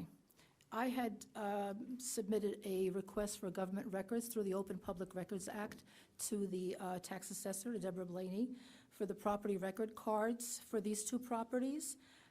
Unfortunately, I don't have it with me. One of the properties, and these properties were purchased by the current owner maybe 2 years ago. The one property showed that it was purchased for like $1.5 million, and the other one was under $1 million. So you're talking $2.5 million, and now 2 years later, not even, the township wants to pay $9.5 million. That's $7 million profit for the property owner. What warrants a $7 million increase in the value of that property? Well, there's several things, and I'll just take a couple of them if my colleagues don't mind. First and foremost, I don't know if you've seen, but real estate prices have gone up astronomically, not only here in Hillsborough, but across the state of New Jersey and the country. We're at historic levels for the cost of property, because they're not building more of it, right? So that's one. Two, you have someone who put a serious application before, two serious applications before the planning board, and without talking about the merits of them, because as you heard from our council, we shouldn't discuss the merits of if they could be approved, denied, or anything else in between, that they have viable applications before us. They could, in theory, be built based on what they want. Now, they could be denied, but they could have been approved as well. So you have property that after, in theory, again, not talking about if they are built or not, but in theory, if they are built, the value per square foot goes up significantly on a property, let's say if they built a warehouse there. The value of the warehouse, that's what you're talking about, is in theory, if they built it. That's what, if I was an owner of a piece of property, take these properties out of the equation. Say I was buying a property somewhere in East Brunswick, and I said, I want to build a warehouse there, and I came before them, and they wanted to buy my property, I'd say, that's great, but after I build my warehouse there, I'm going to ask for this much a square foot. That is the value of what I project the property to be, okay? So when you go out there, they have their appraisers that go out and say, this is what I believe the value of the property will be. And that's what they did. They had their appraisers come in with their number. We also had appraisers because, as you can imagine, we do our due diligence here in Hillsborough. That came out with it. You can smirk and laugh, but I didn't smirk. You absolutely did. I smiled. I smiled. You did due diligence, and I'm very happy, and I smiled. Okay, thank you for smiling. Yes. We went ahead and did our due diligence and got an appraisal as well of what we believe the property. As you can imagine, their appraiser was significantly higher. So we got them down to the number that we believed was relevant and fair to the market values that could be one day, and we're making a significant purchase for that. So you And feel... Committeeman Thompson, as a part of the process, our tax assessor also had to go through the process of appraising the value as well, too. And that came in at close to, what, about 12 million, and we got it down to 9.5. Okay, and this is all based on maybe if they got approval for a warehouse. Yeah, but It's all you can't look at based it that way, Ms. Jenny. It's like maybe if. I mean, that's Well, just... that's what it But you can't is. say maybe if. They had an application that's a legitimate application. Yes. There's no more maybe if. No, They I'm own not- that land, and that was But they you did can't not say get an maybe if. approval. Doesn't make a difference, They so you did not can't get say an maybe if. approval. If That's you why own I'm that, if saying you they- own that land, Ms. Janusik, if you own that land and you had that proposal through, you would be going through the same thought process that Committeeman Thompson just went through, as an What I example. said was, maybe if they get approval, because they don't have approval yet. That's what I'm saying. There are so many maybe based ifs in on- this world, based you on could just talk maybe about if it all they day got and not actually get to an approval, end result. Then that property would have a way higher value. Ms. But they didn't Janusik, get you and I approval both know yet. this is the right thing to do for Hillsborough. No, You no, no. absolutely know this. No. This is fun No, for you. I do not. I do not know This is that fun. this You is... come to every meeting, and this is fun for you. This is the right thing for I Hillsborough. find this very, I find this very reduces- insulting this to reduces- me well, I to say understand. that to me, Well, hold on a okay? second. Because I am No, but respectful every of s- you. hold- And don't tell me but I I'm having understand that, fun. Ms. Janusik. I'm not having fun. I could be at home, But, Ms. Janny, nice I and understand warm. that. I don't need to be here. Listen. I'm here because I am concerned, and I don't About what? appreciate... What I'm specifically? right away told I'm smirking, this and that. But look what's happening here. But, okay, I just don't so, appreciate let me just that. say, just for the public to know too, you're at almost every single meeting. Every single Is there a meeting. problem with No, that? not at all. I think it's great to ask questions. I'm Okay. glad you do. Okay. But you ask the same questions on every meeting about the same objects, every single time. What are those same questions? Well, we'll go through it. How about you What and I are sit those down same one day, we'll go questions? through all the YouTube What are videos of those all of that. same- What are those same You questions? ask the same questions about the same different items. You make statements about, you make statements about me Ms. Janusik, you that know are this. false. Ms. Janusik, you know this helps reduce truck traffic, helps reduce any truck How about traffic, Weston Road? safety from How Hillsborough. about on Weston Road? I Why don't you- understand that. Why don't you buy We're that not talking land? about that. We're Why don't talking you about buy these all two. of- Can you all of stay the properties focused, that Ms. have Janusik? warehouse We are doing right by applications? Hillsborough Township. Why don't And you you buy know it. everyone then? If You you're gonna know- buy you this know this is the because right you thing to know. do. Yeah, Mayor. yeah, uh-huh. Hold on. Mayor, I have the numbers in front of us for what the estimation. You from can, someone Deb- else can come and speak. Thank you. As I was saying, the estimation from our appraiser, I'm sorry, not from appraiser, from Deb Blaney, is $7,226,400 for 1170 Millstone Road. that is what we projected. For 303 Amwell Road, which is 11 acres, that was $5,188,500. Those estimate values are based upon land-adjusted land sales to reflect current market values, as well as the parcels having approvals for the listed square footage that they are trying to get. So roughly $60 per square foot, which I forget the exact number they said, but they were significantly more in what they believed a square footage should cost here in the state. So just a little bit of an overview here. Redcom is a developer. That's what they do. They found these particular properties.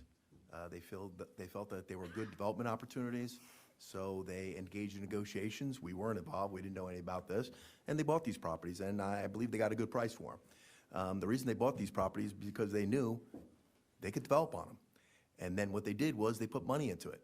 And they put money into preparing site plans and engineering work and everything else to come forward with applications.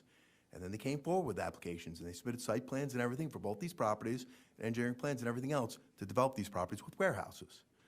The township, understandably now, and I understand everybody when they say, hey, well, they only paid like a couple $1 million for both these properties. How are you buying them for 2 years later for $9.5 million? I get it. I wish I made the investment that Redcom did, but I didn't. I'm not that smart. But anyway, the bottom line is, when you look at this, we had an appraisal done. The appraiser came back. Our appraiser, so for the 1170 Millstone River Road property, our appraiser came back at $4,965,000. Their appraiser for that property was $6,625,000. For the other property, 303 Amwell, our appraiser, $4 million. Their appraiser, $4,756,000. Yes, the value of the property in the market, and I've seen it in other towns. We had a golf range. I represent Branchburg Township. We had a golf range there. It was always assessed at like $2 million, $2.5 million or whatever. Developer bought that property, put it in a warehouse. We tried to buy that property from them. They wanted $45 million. And we couldn't come up with the funds. They weren't going to buy it. And it turned out that there's a nice big warehouse there. But they felt like, yeah, we're not selling it to you less than 45. So I do see this a lot. The bottom line is the appraiser has to appraise it based upon what the value is.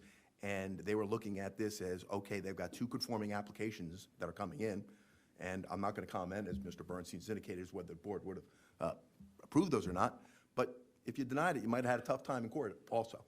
So I understand a decision was made to negotiate with them because the residents in this municipality have expressed their wishes not to have the warehouses, not to have the truck traffic. And I'd mind everybody that this is going to be purchased with open space funds. So the difference with it being purchased with open space funds is this has no effect whatsoever on the tax base. Because, no, it doesn't. You're wrong. Those funds already exist. Those funds already exist in the Open Space Trust Fund.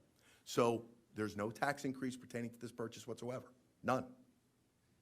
Because they will be purchased with existing open space funds. Thank you, Mr. Willard.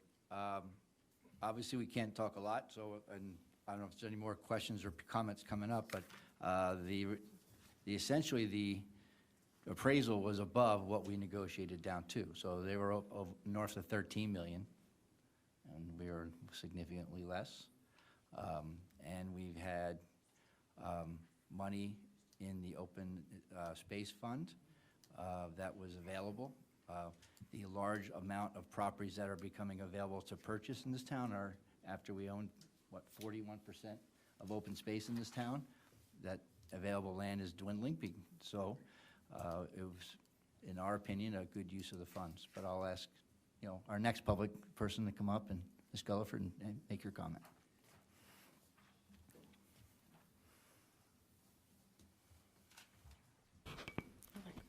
Susan Gulliford, Hunt Club Road. Some of what I'm going to say, I think, is repeating some of the previous person, although I kind of got lost in the melee there. Okay, Redcom purchased 1170 Millstone River Road property for $1.05 million in November of 2021. The Hillsborough Township Committee is proposing the purchase for $5.3 million The Hillsborough Township assessment was $958,100. Redcom purchased 303 Amwell Road for $540,000 in November of 2021 again. In fact, the two purchases were 2 days apart. Now, also 2 years later, Hillsborough Committee is proposing the purchase of 303 Amwell for $4.2 million, with a Hillsborough Township assessment of $493,900. I think the idea of buying these two properties from Redcom has merit, because we need to, well, correct problems that have come up because warehouses and light industrial buildings were allowed into areas that are no longer appropriate locations. I mean, we've had, Ball's House has been built, we have Claremont Development that backs right up onto that property. Now, Redcom's purchase price isn't too far off from the Hillsborough assessment on either property, but the price seems a little outrageous, 4 times greater than market value, and your own township assessor's assessment. So one of my first questions was, which I guess I can just go down the whole thing, why are we disregarding our own assessor? There's no approvals for any construction, and Redcom has acquired properties with multiple problems. At 303, they had oil tanks, leaking drums. They have an old underground gas pipeline, which there was, I believe it was Mr. Maskey, sent out a memo with some of the, like the buffer zones that were necessary, verifying other accesses to the property. It was a long memo. I have a copy of it if anyone forgot it. 1170 Millstone River Road, we have a property largely undevelopable. I'm not sure if it's 50 or 60% due to wetlands restrictions. Having a large area that can't be developed does affect what the property's worth. I mean, if you've got property sitting there saying, can't do anything with it, it's not going to be worth as much as something that you can say, man, I can build I forget what Mr. Willard just said, gigantic warehouse on this property without a problem. But So, to answer that question right there, though, the site plans that they prepared, the developer took all that into account, what's developed or not developable, and so that's where they came up. Okay, as of right, they would get an 86,000 square foot warehouse on one property or a 120 square foot warehouse on the other property. it's sort of hard to judge. They changed their warehouses and their sizes and their uses from light industrial. Yes, but can we all agree on Okay, you want me to can we just agree keep on one going, thing or- here? okay. No, We won't go off. I just have to make this statement. Yeah. Vacant land is significantly valued less than developed land, right? Right. Like your house, prior to their house being on it, was probably worth significantly less It was than a with the house farm, on it. yeah. It was a farm, right? So we have to take that into account, is that they could get approval, and to your point, 50, let's say it's 50% of the Okay. wetland, that it's wetlands, 50% is undevelopable. 50% is still a significant amount of property that could be built on. That would bring truck traffic, noise, and other things. And to any other point, to anyone else who's mentioned it, what about other properties here in Hillsborough? Yes, we're concerned about those too. I can't say whether they've approached us to purchase it. Maybe they will one day, and that'd be great. Maybe we could consider that as well. But we purchase lands when we can. There's $21 million in the Open Space Trust Fund right now. Okay, 21 I'll million. get back. I had So, a but question just- on just that. Hold so. on, so just real quick, if you don't mind. Yeah. To Mr. Willard's point about this is not new taxes coming in. We have $21 million in there today. Today. We can purchase with that. Okay? And in fact, I'll tell you right now, if there's any other open space here in Hillsborough and any other people who want to sell their property, please approach the township. Our open space committee does a great job of reaching out to landowners with significant pieces of property. But if anyone knows any who wants to sell, reach out to us. We're happy to have the discussion, which we did. And again, we did our due diligence where we had our assessor, appraisers go out there. I mean, these are bona fide legal individuals who have to follow a strict set of guidelines and laws to get us appropriate numbers before we make a decision. And they are Green Acres approved assessors. They have to be. So, And you can't Well, go while you're- by, you can't go by what it was 2 years ago, as Mr. Thompson said. You have to go by what it's valued at time of purchase, which obviously our assessor did the diligence after the fact, and Mr. Thompson told you about $60 per square foot. Their assessor at 13 million and our roughly 8 or whatever. So you can't go by that 1.5 million. As Mr. Willie said, he bought it at the right time and values increased. So it's not, you can't look back what somebody bought. Like when you bought your house for probably significantly less than what you're going to sell for when you decide to sell, that's part of real estate. I'll let you know when my estate comes in. We should hope. I'm Not for a long planning on time. staying here just to aggravate you guys. Oh, we love to see you, Susan. Okay, then the appraiser was aware of all these problems on both of these properties. They were given they pulled all the files up, all the plans, they were given all the due diligence, as ours was, and theirs, yes. Okay, and the environmental studies, the Had it all. contract, they were built into the contract? Environmental studies will have to be done? Yeah, what we're doing tonight, this would just authorize the purchase, authorize us to go under contract. The contracts, it's a standard purchase agreement like you would have if you were just purchasing a home. We are entitled to an environmental assessment of the property to perform a phase one, and all other kind of due diligence investigation during a 6-day period after the contract's signed. So in the 6 days, you can only do the phase one? You can't go into the more in-depth study? Well, the first thing Which you is do. basically like a walkthrough. The first thing you do is a phase one. If the phase one warrants going into further investigation, Okay. then you go into further investigation. But if the phase one doesn't warrant it, then you don't. Okay, I believe somebody said that the DEP had already provided some information, but I'm not sure what it was. The DEP, were they able to locate the drums and the tanks and test the areas, or that would come up after the contract? I'm not aware of any drums or environmental contamination on this property. I thought that was already looked at and dealt with by the Redcom. There's comments about the photographs that were provided to the township. Okay, if we purchase these properties at a fair value, who's responsible for the cleanup? It would be depending, the contract would say who's responsible for the cleanup? Okay, you're assuming there's a cleanup. Yes. Okay, I think that's a false assumption. I don't think there is a cleanup, but again, we will do our due diligence Yeah, I think, environmental. if you don't mind, that was taken care of through multiple press releases and Mike Carr from our health department, that there's no cleanup to be had, and that is clean property from the DEP. That was my understanding from Correct. speaking to Mr. Carr also. I believe Deputy Mayor Britting made that announcement at the press conference. And Okay. Mr. Carr confirmed that, our health department. This ordinance, a lot of times ordinances like this are run by the Environmental Commission, the Open Space. Were any of these, were they advised of this? I went to an open space meeting, and there was a question about the amount in the open space fund, which I asked about, and I was referred to you guys. Well, good thing I just told you, it's 21 million. Well, over the summer, it appeared to go from 13 million to 20 million, and when I asked about it, they said, well, there was a little correction, and the Township Committee had handled it, and I had to ask you.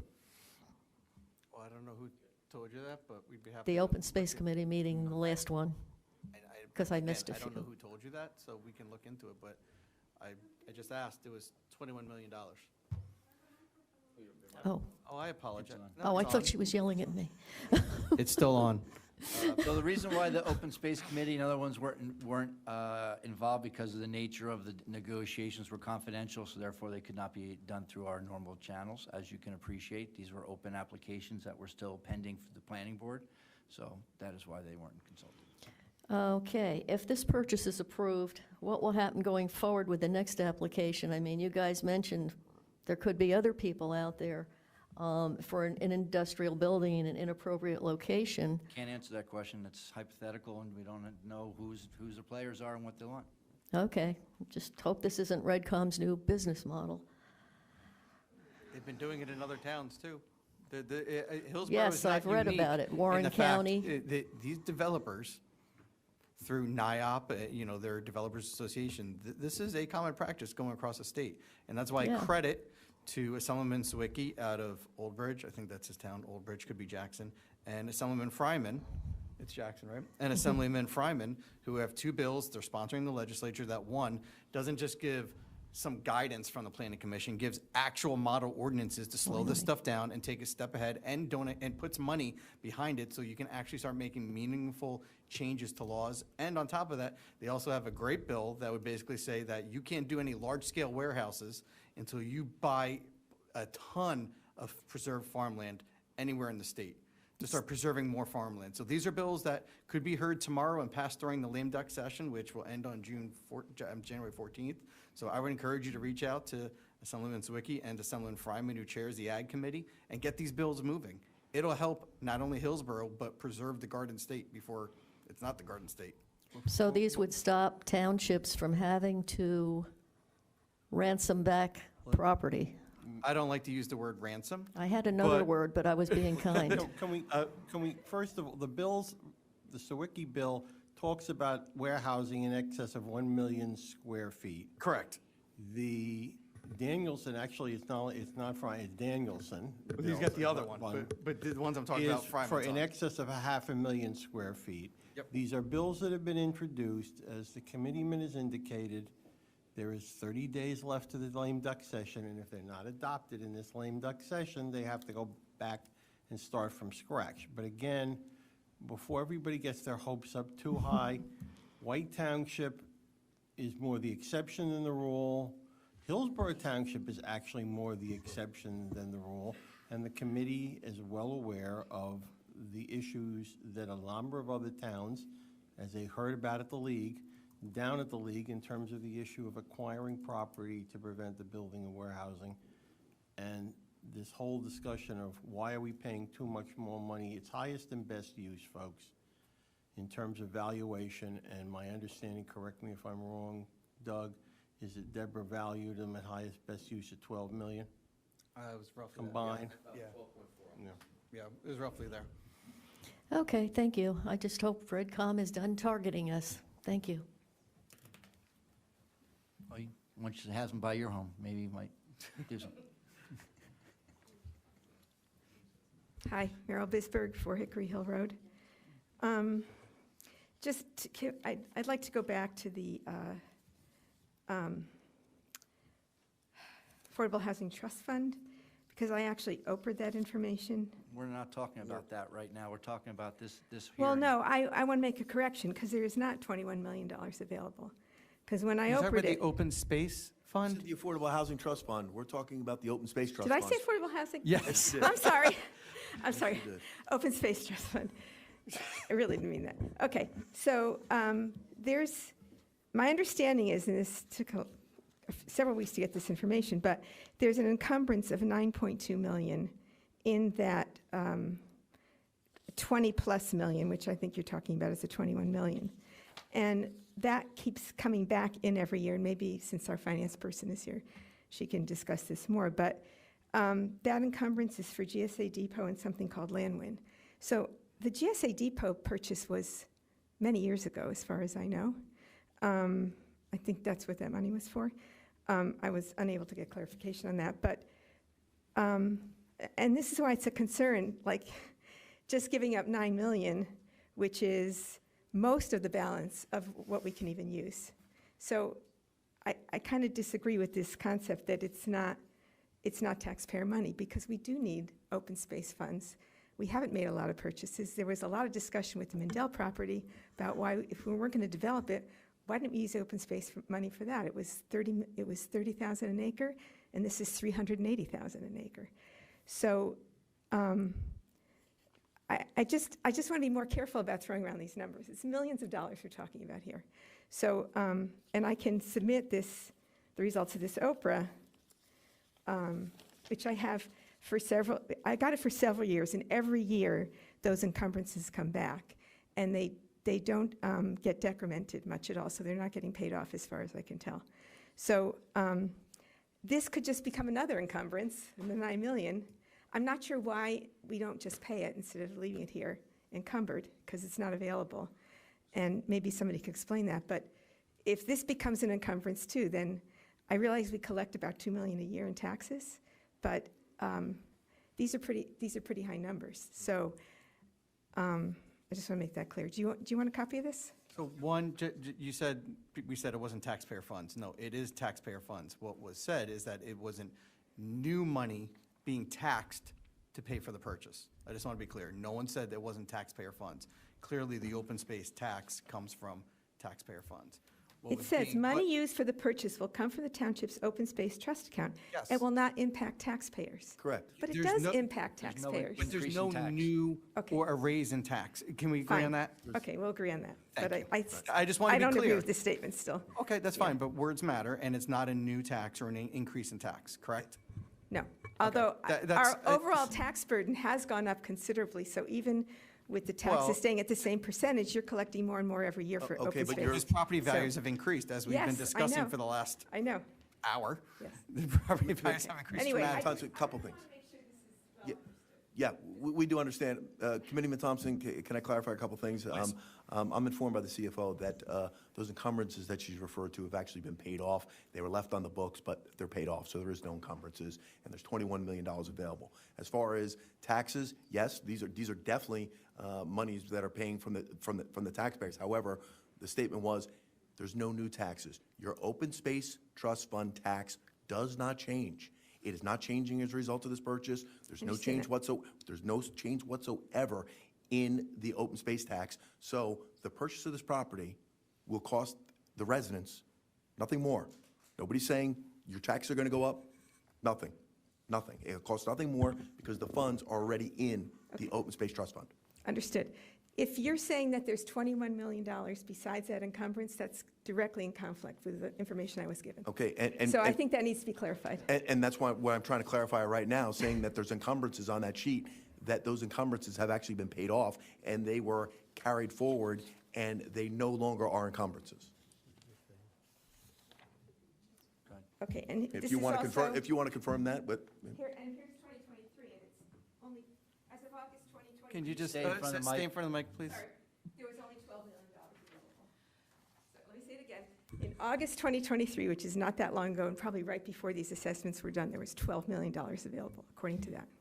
But as Mr. Willard has said, those encumbrances have been fully paid off. They were left on. I did some research when I came on. I found out those were fully paid. They are not encumbered. They've been taken off. If you request a new copy of this, you will see that those encumbrances are not there.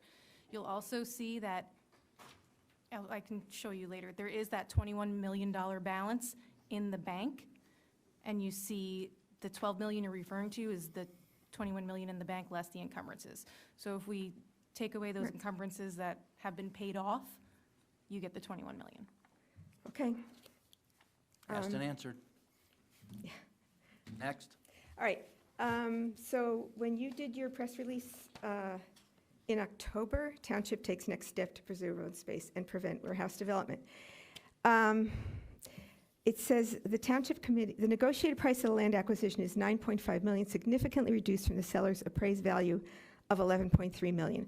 This successful negotiation represents significant cost savings of approximately $2.4 million for the Township while securing a valuable addition, so, for open Thank you space. for reading that. Okay, so, but 11.3 minus 9.5 is only 1.8 that was saved, not 2.4.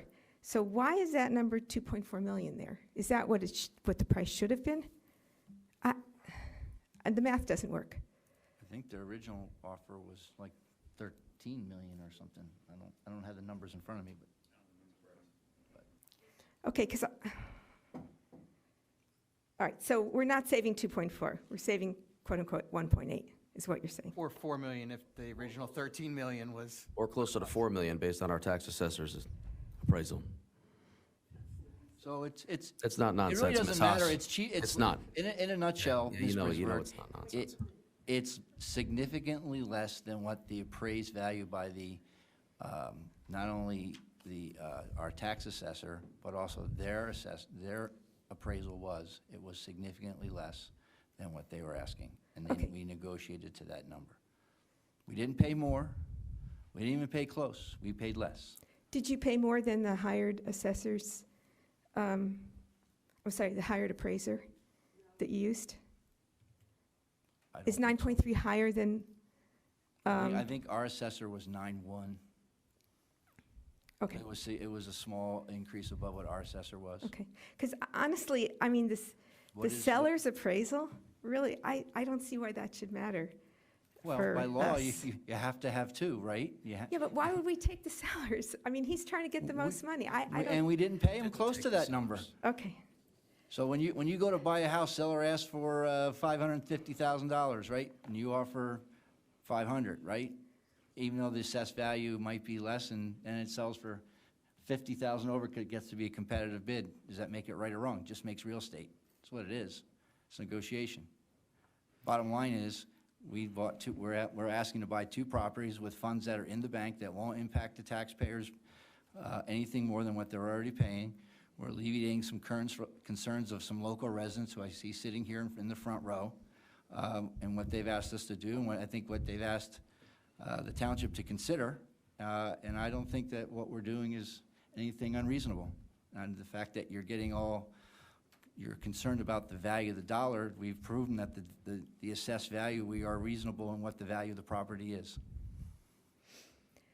okay. What else? So in the press conference also, Mr. Britting said that there was no further action required from the LSRP. So my understanding is the LSRP is only invoked when you have a property that's had prior contamination or industrial use or something.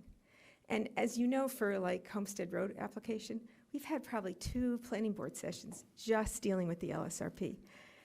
I'm just wondering how that can be declared without going through the LSRP exercise, since one of those properties, I guess it's 303 Amwell, is subject to an LSRP. So the end result is our health department, through that process that you just stated, has deemed this, that there's no issue whatsoever. There's no issue anymore. There's no issue. I'm not sure how else to say this. How else could I say this? Mr. Willard, is there a better way to say it? I'm not aware of any issues. I've talked to Michael Carr, who is in the health department, and he indicated that any environmental contamination was taken care of. I think there was some underground tanks, as Ms. Gulliford had mentioned. Okay. But that's fine. Your position is we shouldn't buy these properties. I get it. No, not, look, you've seen me at a lot of warehouse meetings, well, you haven't, but Mr. Bernstein has. Oh. I'm really trying to do something about all of these warehouses. All right. So- Well, are you saying we should buy it or not buy it? I'm saying that we have to watch our dollars a little more. Okay, That's well, they all. weren't willing to sell it to us for less than this, so what should we do? Okay, then we shouldn't buy it. That's fine. That's fine. Your position is we shouldn't buy it. That's fine. It's okay to have that position. Just state on the record, your position is we shouldn't buy it. No, that's not my position. My position is we should negotiate harder. And. Okay? Okay? If they say that this is the bottom line, you either buy it or you don't. You either buy it or you don't, right? Okay. I mean, and your position is we shouldn't buy it for this price. I think there's something that says, you know, It's we a have fair to- position. we I have understand to your buy position. for It's no more okay. than fair Counsel, market value. I so- think you are entitled to your position that you believe Yeah. we should buy it for less. Yeah.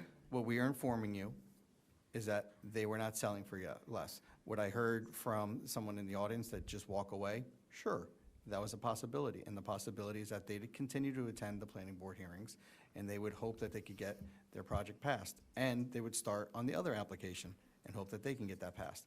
That is a reality. And if they were denied, in theory, not saying they would be, but in theory, for our counselor over there, they could certainly go to court and sue us. And if you know anything about New Jersey's litigious system, it certainly tilts towards developers here in the state. That I would defend that to the end of time, that that's what's been happening at the courts. They have been siding with developers time and time again against municipalities. So I respect your opinion, but I think on this one, we have done due diligence, and we're doing the right thing to protect the residents and the open space here in Hillsborough. Okay. So going back to this issue of not building warehouses. In the press conference, you talked about the proximity to neighborhoods and the environmentally sensitive land and waterways on these properties. And I agree. And these are exactly the same issues we've been bringing up with other areas that have warehouse proposals. So why can't some of these fall down on their own merits or lack of merit Well, I think and be rejected? as we've discussed, and Comment. I'm going to talk only about the, No. Folks, you can work your way around it, you can do the end around. walk in the line, counsel. You're falling over it, Doug. I love you. Okay, You're don't answer, falling don't answer. over I it. made my point. The answer, get me sued, okay? The answer is, folks, there are pending warehouse applications. Everyone stands and falls on its merit. I would just like to remind the public that we also have a lawsuit regarding a denied warehouse application by the same developer that we are buying these two properties from, who still has another warehouse application still out there pending. So everything is relative, and we, and as the mayor, as the deputy mayor, as the committee have stated, the township will do what is necessary to do with a willing seller. No matter how hard you all want to will these other properties into acquisition, they will not go into acquisition unless the individual is willing to sell. And as noted, he wasn't willing to sell the third property, and he's not willing to sell the fourth property because he's litigating the fourth property. So, Okay. Last question. I know that with certain open space acquisitions, we can invoke the county and the state. And I know in other townships, the state has bought some of these properties. They have a lot more money than we do. Are we doing that? Are we looking into that? Especially for some of these other ones that are down the road. Because if this property is valued at, if these two properties together are valued at $9 million, then something like Homestead Road is going to be like $30 million. This really sets a precedent. In theory, but every property is different based on its own merits. Each property is different. Okay, I'm just going to encourage us to look for state funds, like some of these other townships are doing. And I just We'd want be happy to accept any free money from the state and the county. We'd Well, be I happy think we have to work for it. I mean, And we have, if you've seen our past purchases, and you know we have. And I just want to reiterate, I'm definitely behind this neighborhood that I know doesn't want this development.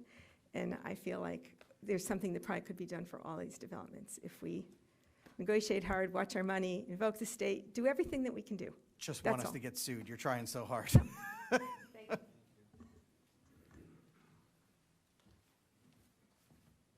Hi, my name is Van from White Meadow Road, and I really, really like the idea that no warehouse is going to be built because the warehouses, proposed warehouses are like a block or 2 blocks away from my house, and I practically spent so much money, investing in this beautiful home, and Willow Road is a very small road, and it cannot tolerate, big trucks.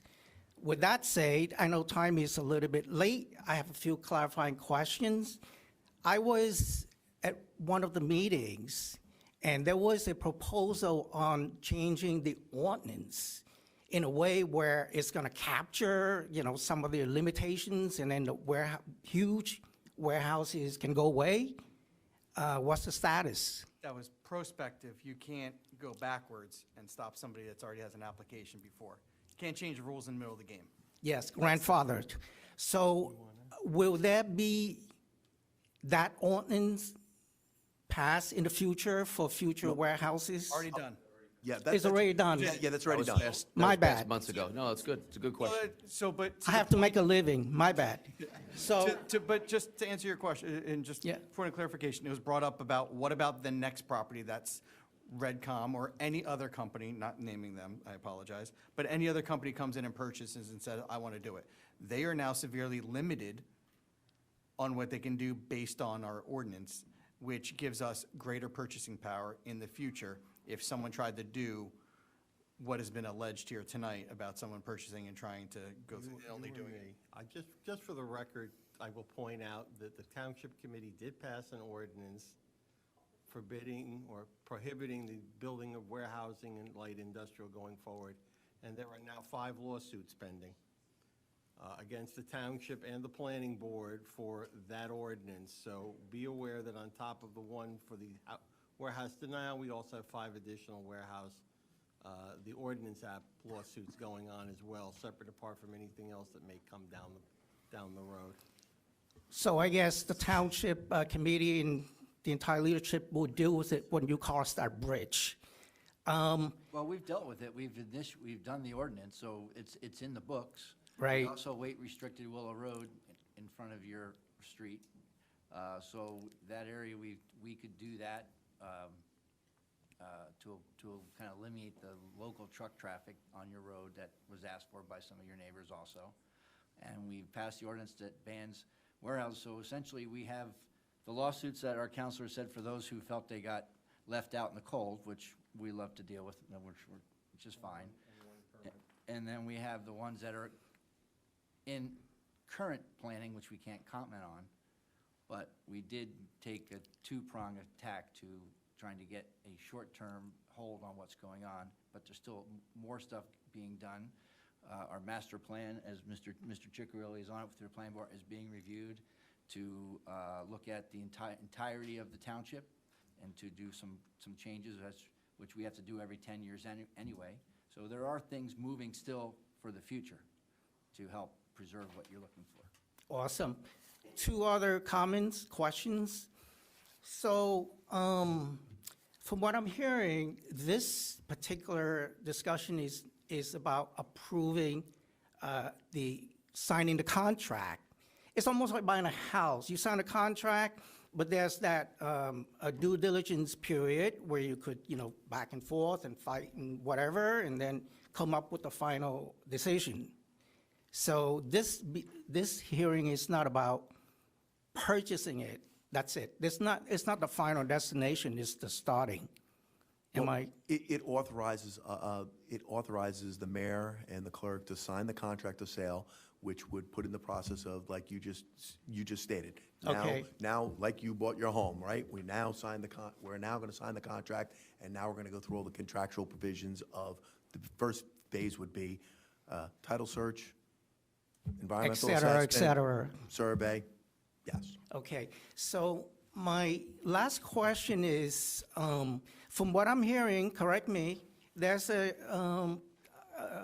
township tax assessors involved in valuation the lots, and there's a seller appraiser involved, and there's a buyer, which is us, appraiser involved. So there are three parties. Correct. Yes. Does the tax assessors, Hillsborough tax assessors, do you pay? Do you sign the paycheck? Do you pay them? Do we pay them? They work for you.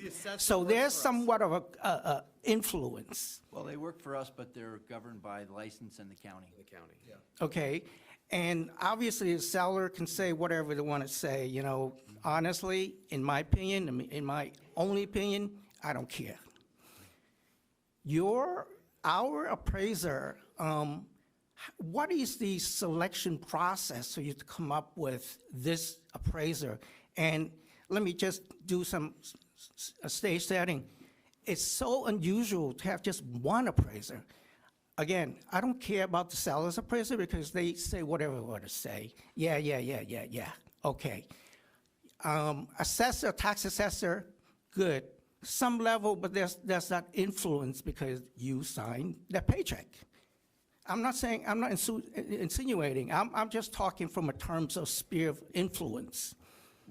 And the appraiser, not the independent, but the appraiser that the township hired, what is that selection process? How do you ensure this appraiser doesn't have any influence over your authority?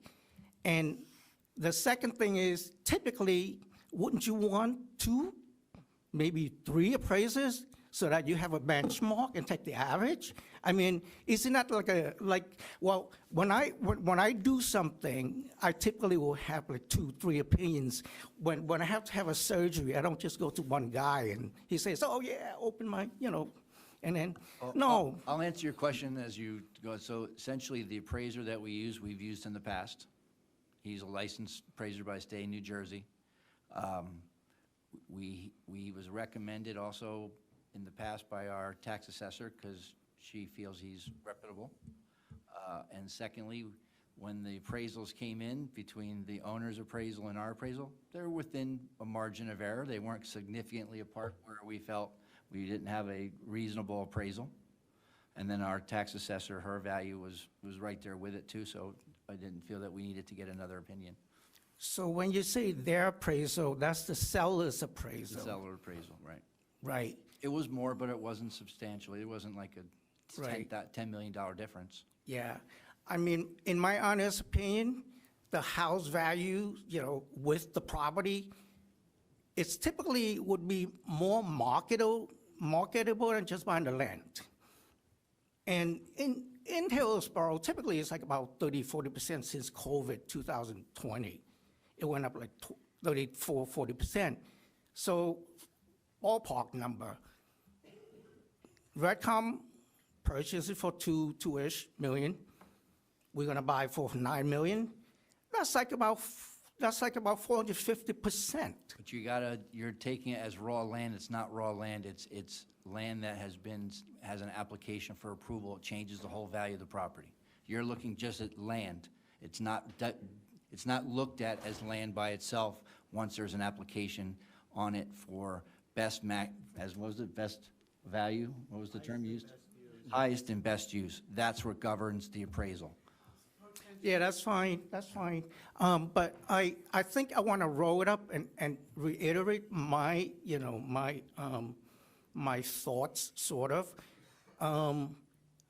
If there's no policy in place to have like 2 or 3 appraisers on your side, forget about the seller side, because the seller side can always sell you, the moon, the Brooklyn Bridge, but 2 or 3 appraisers, I think, as a resident, I would feel very comfortable about it, knowing it, versus than just one.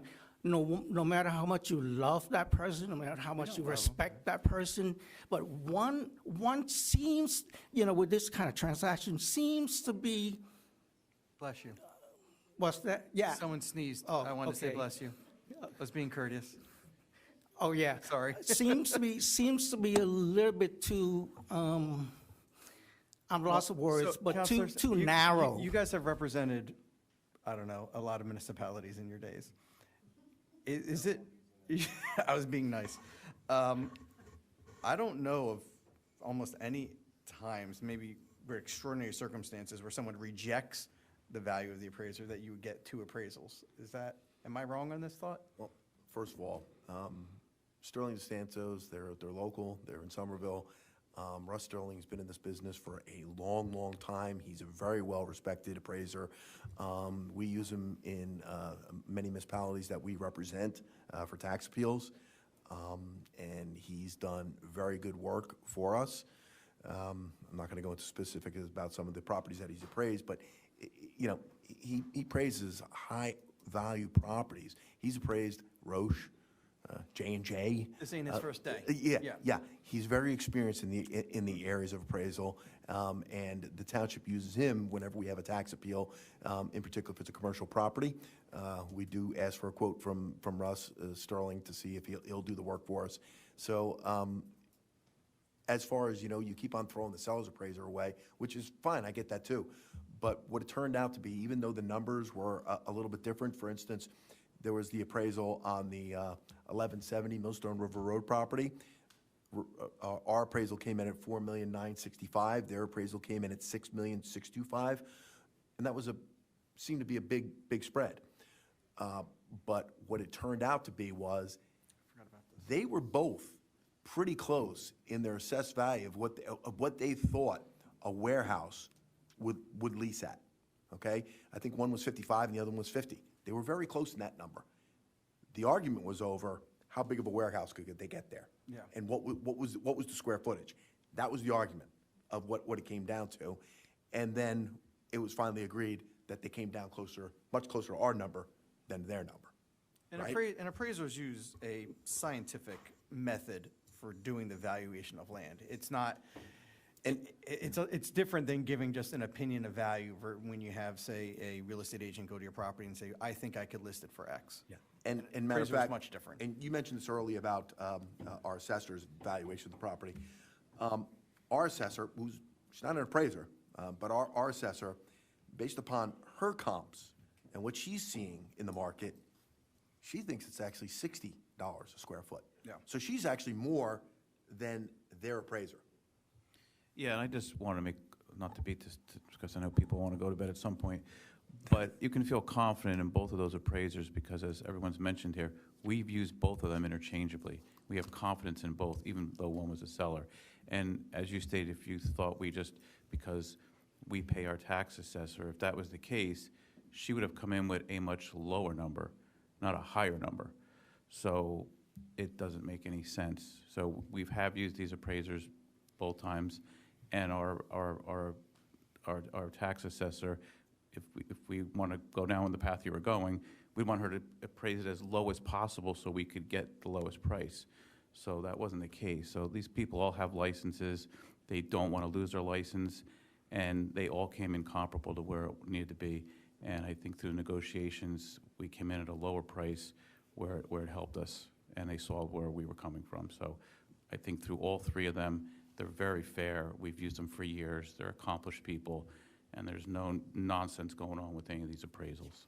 Yeah, okay, so, Could I, go ahead. also add, just you're talking about how we obtained our appraiser.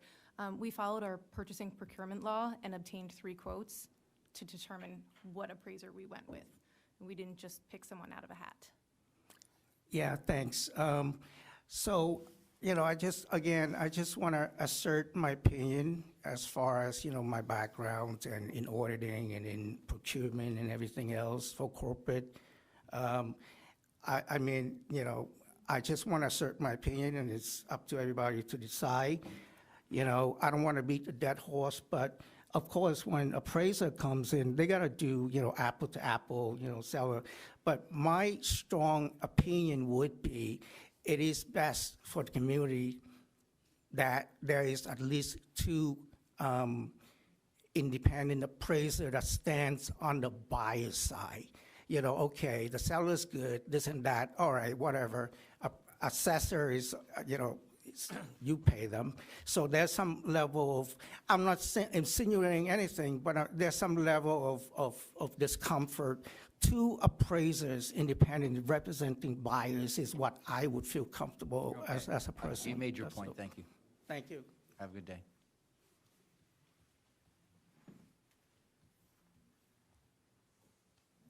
Good evening. Elaine Welsh, Orchard Drive, Hillsborough. I just want to commend the committee for this purchase. I'm not thrilled about how much we're having to spend to buy these 2 properties, but the fact that we're going to limit warehouses on these 2 properties, I think, is a wonderful thing. And whoever the sellers are, I thank them for allowing the township to give a bid on it. Somebody said something about people sitting in the front row. You're the only They're the ones in neighbors. the front row. So. They're the ones that live across the street, but that's Yeah. okay. But But I do commend the committee for this. And I know that the property value that we're talking about is not today's value. It's the potential of what could be put on that property. And that's any one of us selling our house, that's exactly what we would be doing too, is wanting the value to be the potential of what we own. So I just want to say I commend you for that. I wish we could pay less money, but we're stopping the warehouses at least on these 2 properties. Thank you. Thank you. Anyone else? You already had your comment. I know. Well, that was about Mindell, which That's may okay. come up Come again. on up. But actually, I'm really glad all those people went first, because that'll save me some time. Judy House, whatever.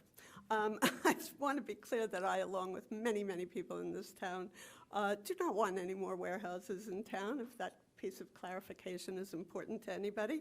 I've attended more meetings than I wish to attend this year and last year, just to make that position perfectly clear. But I am also a process person, and I care about money. And in good conscience, I just find this settlement unacceptable. You're proposing giving a developer who bought 2 properties 2 years ago for $1.5 million, a $9.5 million payday, an $8 million windfall profit, which is the only way you can talk about that, 2 years after purchasing not particularly attractive pieces of property. And I wanted to figure out how we got here. Well, I start out with your code. Your Open Space Trust Fund and Advisory Committee portion of the code, Chapter 77, if anybody has not read it, states very clearly that funds may be used to acquire all types of interests in real property, including, not by way of limitation, fee simple acquisitions, easements, development rights, or any other lesser interests in real estate, which will further the goal of open space acquisition and preservation. The acquisition of land shall mean undeveloped land as well as land containing improvements at the time of acquisition. It says nothing about hypothetically developed land. Hypothetical value estimate is defined by your appraisers as a condition directly related to a specific assignment, which is contrary to what is known by the appraiser to exist on the date of the assignment, but is used for the purpose of analysis. In these cases, based on the subject having obtained all approvals, appraisals assume no contamination, which I would just suggest is still questionable. So there are many different ways that this could have been purchased. So if you're okay with the price, it still could have been shared. It still could have been negotiated as development rights, where you would only pay a portion. Various opportunities are available in your Open Space Trust Fund, but that didn't happen. It went right to fee simple without any consideration of Were development you in the room rights. when the negotiations were done? Excuse me? Were you in the room when the negotiations were made? Well, Were actually, you available to talk to during negotiate? So how do you know what was discussed? Call me. You're assuming. Yeah, I You're am assuming assuming. where we went. I am okay? assuming. We went through all Absolutely. applications that we could, and this is where we settled. So to sit there and Okay. hypothetical and throw hyperboles out as to what process we should take, first of all, I find it appalling, especially for someone who used to sit in that chair right over here and knows the Actually over process. there. Actually Okay? over there with So Eric Bernstein. secondly, this is where we arrived. Mm-hmm. This is where we're at. And the fact of the matter is, I believe that 99.9% of the people that I've talked to have been in favor of what we're doing. Okay. And even the money. Perhaps So, they- but to perhaps say they don't that know we as didn't much do as the I do. processes through your envelope there without having any knowledge of what went behind the scenes, first of all, is just grandstanding. So let's move on. I'm not grandstanding. Yes, you Believe are. me, I'd rather be anywhere else but here. You're welcome to sit down. Yeah, well, so are you. In your Chapter 77 also says, quote, "In no eventuality shall the township pay more than fair market value for the land to be acquired. The township shall obtain a minimum of one appraisal from a certified appraiser, plus the appraisal of the tax assessor as a guide to fair market value." Which we did. It says nothing about utilizing the seller's appraisal. We got two appraisals, just like you said. We Did everything you said. Thank you for reiterating our statement. Are you talking about the assessor? We did both. Yes. Is the assessor a certified appraiser as well as an assessor? You said by our tax assessor, correct? Is that what you just wrote? Well, By the Mayor- appraiser. Mayor, the ordinance does indicate by a certified appraiser, which we did, and then it also says the appraisal of the tax assessor. And Ms. Haas is correct, Deborah Blaney, as most assessors aren't licensed, real estate appraisals, as Russ Sterling is. Some are, in this particular case, they're not, but we did also ask her an opinion of value, and she provided that opinion of value. And that opinion of value supported the purchase price. Right. And a couple other things to correct. When Ms. Haas indicates it's a hypothetical, that they're paying a hypothetical, it's not a hypothetical. What the appraisals we're going off of is, okay, what zone is this in? What are the development regulations? What would be permitted as of right under the zoning? What would be permitted as of right under the zoning? That's what it came down to. Since this would be permitted as of right under the zoning, that's where they came up with the value. And this isn't just Hillsborough, and I'm I sure you're aware of understand. that. This is Franklin, Hamilton. Yeah, and Franklin Princeton was did actually it- used as the comps it- for And they didn't use it for. this property. But- it was the built, You didn't want to let me functioning finish, did you? buildings. You didn't want to let me finish. Okay, well, No, I'm here as a member of the No, I public, know, and but nobody's you letting had- me you had- finish. You had so- paused, and I was Go for continuing. it, Doug. No, please, it's Committeeman Thompson, thank you. Yeah. First off. Yes. But there's municipalities throughout the state that have done this, and they don't buy it on, they don't purchase it on the value of what it was purchased 2 days ago. They value on what can be built there. The Kushner property in Hamilton, which you don't, let me finish, Kushner, please. good. It's a. Go ahead. No, it's not that family. You should look into it. It's in Hamilton. It's a beautiful property along the side of Trenton, borders the area. It's a great property that they've been able to Okay. preserve. So that was in Hamilton, and they didn't purchase it on what was purchased years ago. It's what was purchased for what it could have been, and that's what we're talking about today. Okay, but And your you current, understand that. your current appraisals use as comps functioning factory, manufacturing, and warehouse buildings. This we agree. Which your properties do not have. No, Okay? Today, they don't have that, but they're before the planning board, which you know. Correct. Correct. So, All right, we agree. is that a guarantee that it's going to pass? No, it's not a guarantee. Okay. But it certainly could be, and as we've seen. Ms. Haas, I and think without- we've addressed this I through think we've- 5 or 6 people. This was not my question, okay? No, but everything that you're asking, we've addressed, asked, and answered. So you have anything Okay. new to ask? Well, yeah, I have a lot of things to ask. Can it be new? Yeah. Thank It you. can very much be new. So let's talk about the Open Space Advisory Committee that's supposed to prepare and submit an open space plan. We answered that question. No, you said you excluded them because this was confidential. But they are supposed to develop an inventory of open space properties and evaluate and prioritize such through the development of appropriate criteria, parcel ranking recommendations, purposes for what land could be used for are also expected, and they're supposed to provide guidance. So apparently, this had nothing to do with this. But I did go to an Open Space Advisory Committee for the first time in months, and the attendees said that they learned about it at the same time that we did.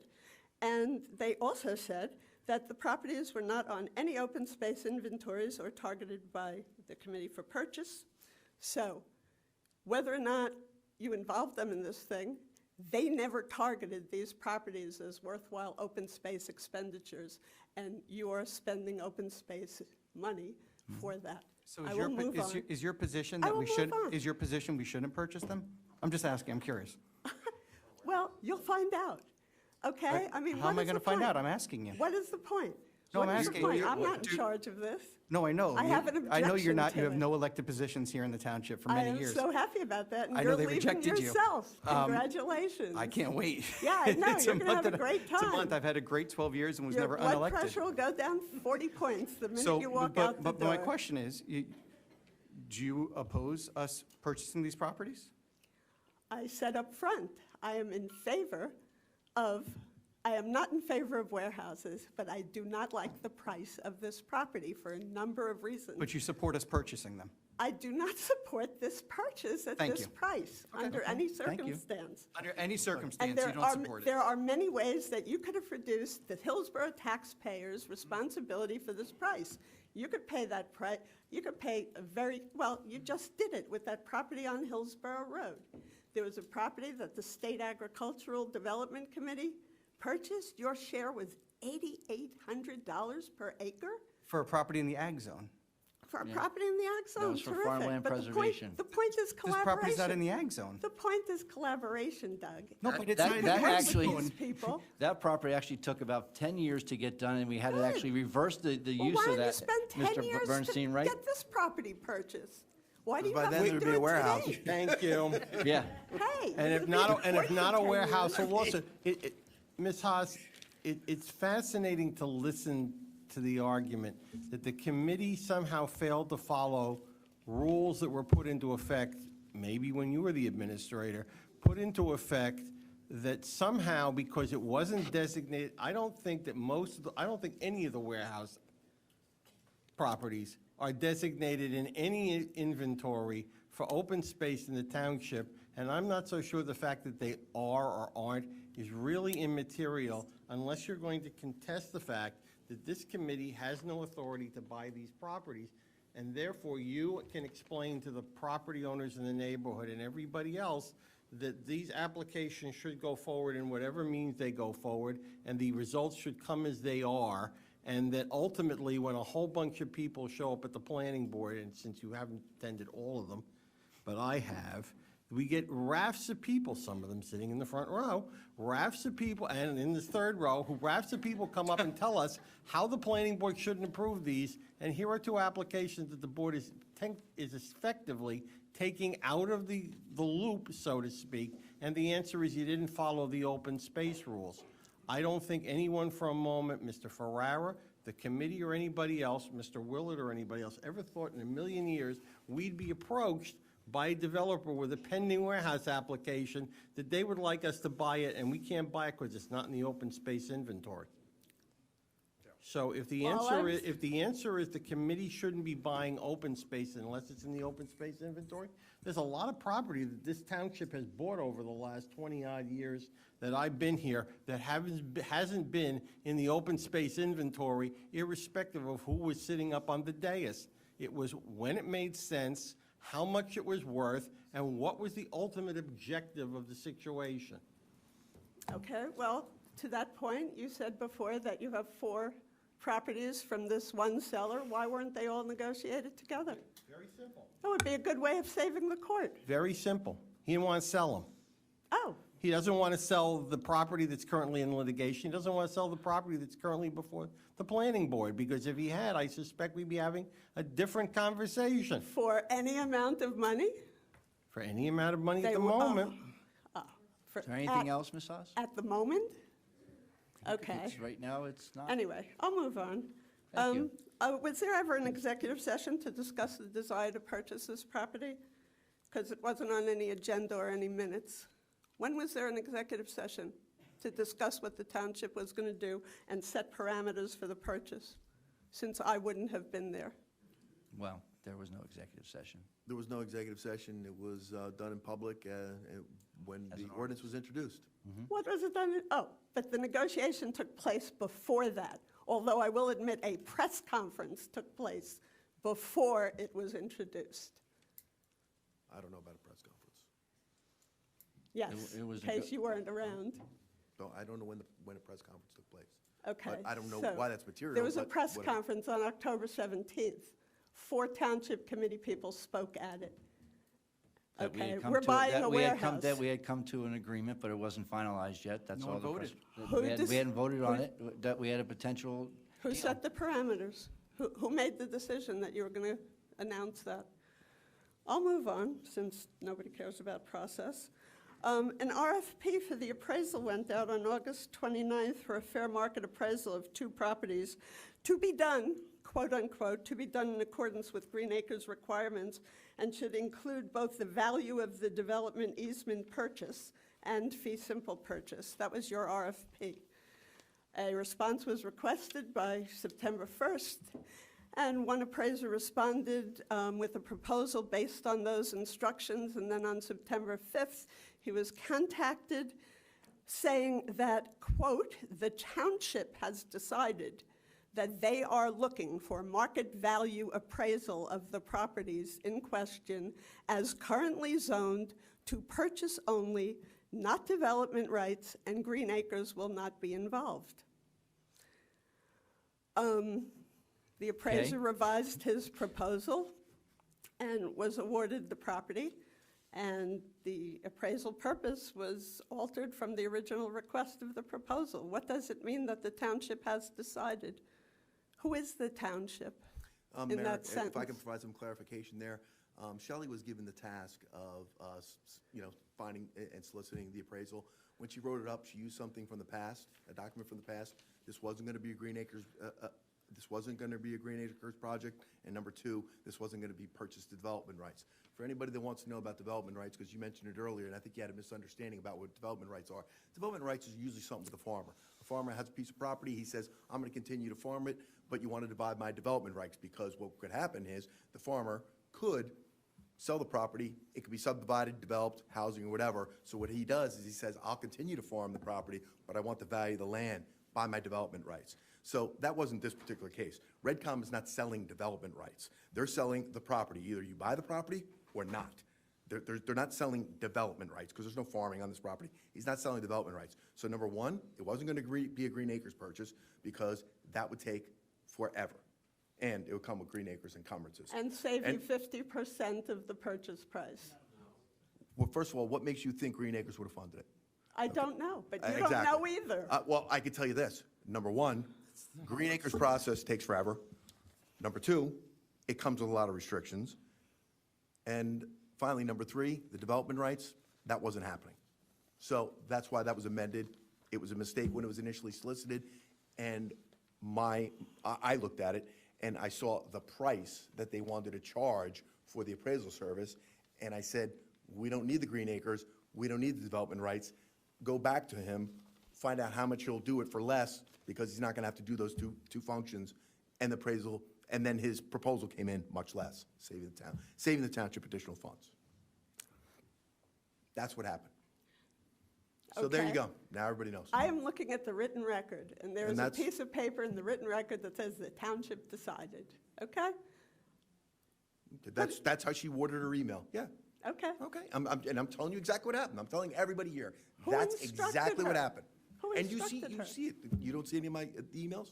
Oh, you wouldn't see my emails. Never mind. But that's what happened. If you make them available, I have All right, nothing better to Well, do. you didn't it was make it probably a available. comment. We would have to make it available. It was not probably, him. it was. Well, it was- actually, you didn't would have make to wait. available in my Oprah request. we would I have to wait. requested the the assessor's appraisal and did not get it, although I did get 3 tranches of information to So pour that through. question's been answered by attorney. Another one? Are you saying that the assessor's appraisal would not be available? The assessor didn't have an appraiser. She just stated what the value was. That was it. She just snapped No, she uses $60 per comparables. square You foot? know how this works, Judy. You can't act like you don't understand. You at one These time. are legal, down. these are was legal you at one time- proceedings. You at one time was an administrator here in the township. We're not You know supposed ver- to talk about you that, know are ver- we? I don't know. Just Well, you know, perhaps you your know how it attorney works. your attorney could tell you about that. Okay, well, I apologize Be that I very mentioned. careful. Okay, all I was saying, at one time, you have knowledge of how the process works. You talked about process, right? You have an idea about how the process works. We I was can on agree the Open Space Committee. Okay, so, all right, look, now we're getting somewhere. So you have an idea about how the process works and how Deborah would have put together a value for the property. It's not, she doesn't just, as you did. I don't think pick she it out. does it in her head. I think she puts it on a piece of paper, which makes it a document that should have been sent in response to my Oprah request. But Would this you like is us a to look into minuscule it? issue at this We can look point. into it. Is that fair? We'll look into it? Is that fair? Have fun. It's late at this point, but whatever. I assume you would still want it. I've got more. The appraisals, as I said before, used comps of land purchased in 2021 with massive industrial buildings on them in West Windsor and in East Windsor, I mean, in Berkeley Heights, in Monroe, all of which are right off of a highway. The other appraiser used comps in Franklin Township, right off the highway. They're not comparable. In your opinion, I don't think you have a license, do you? Actually, I did have a real estate license. You don't have Right an at- appraisal. You don't have an appraisal. Well, Big difference. I know you realtors like to do think you're comps. appraisers, but you're not. Realtors do You're not comps. appraisers. Realtors do broker price opinions, that is correct. Yeah, that's right. And comparative market Thank analysis. you. Very good. But not appraisals, and they're different. Yeah, okay. And words So- matter. Anyway, so the assumption for was that the development application filed would be approved according to best and highest use, which you talked about, at a time of application, even though the applications have changed like 4 times, 5 times, and are still changing for Amwell Road, and I don't think has been heard for Millstone River Road. But there was no price per acre for this vacant land, only a price per square foot for an imaginary building that was entirely hypothetical and assumed full approval while it had none. Therefore, I find that, in my humble opinion, a manipulation of the system, okay?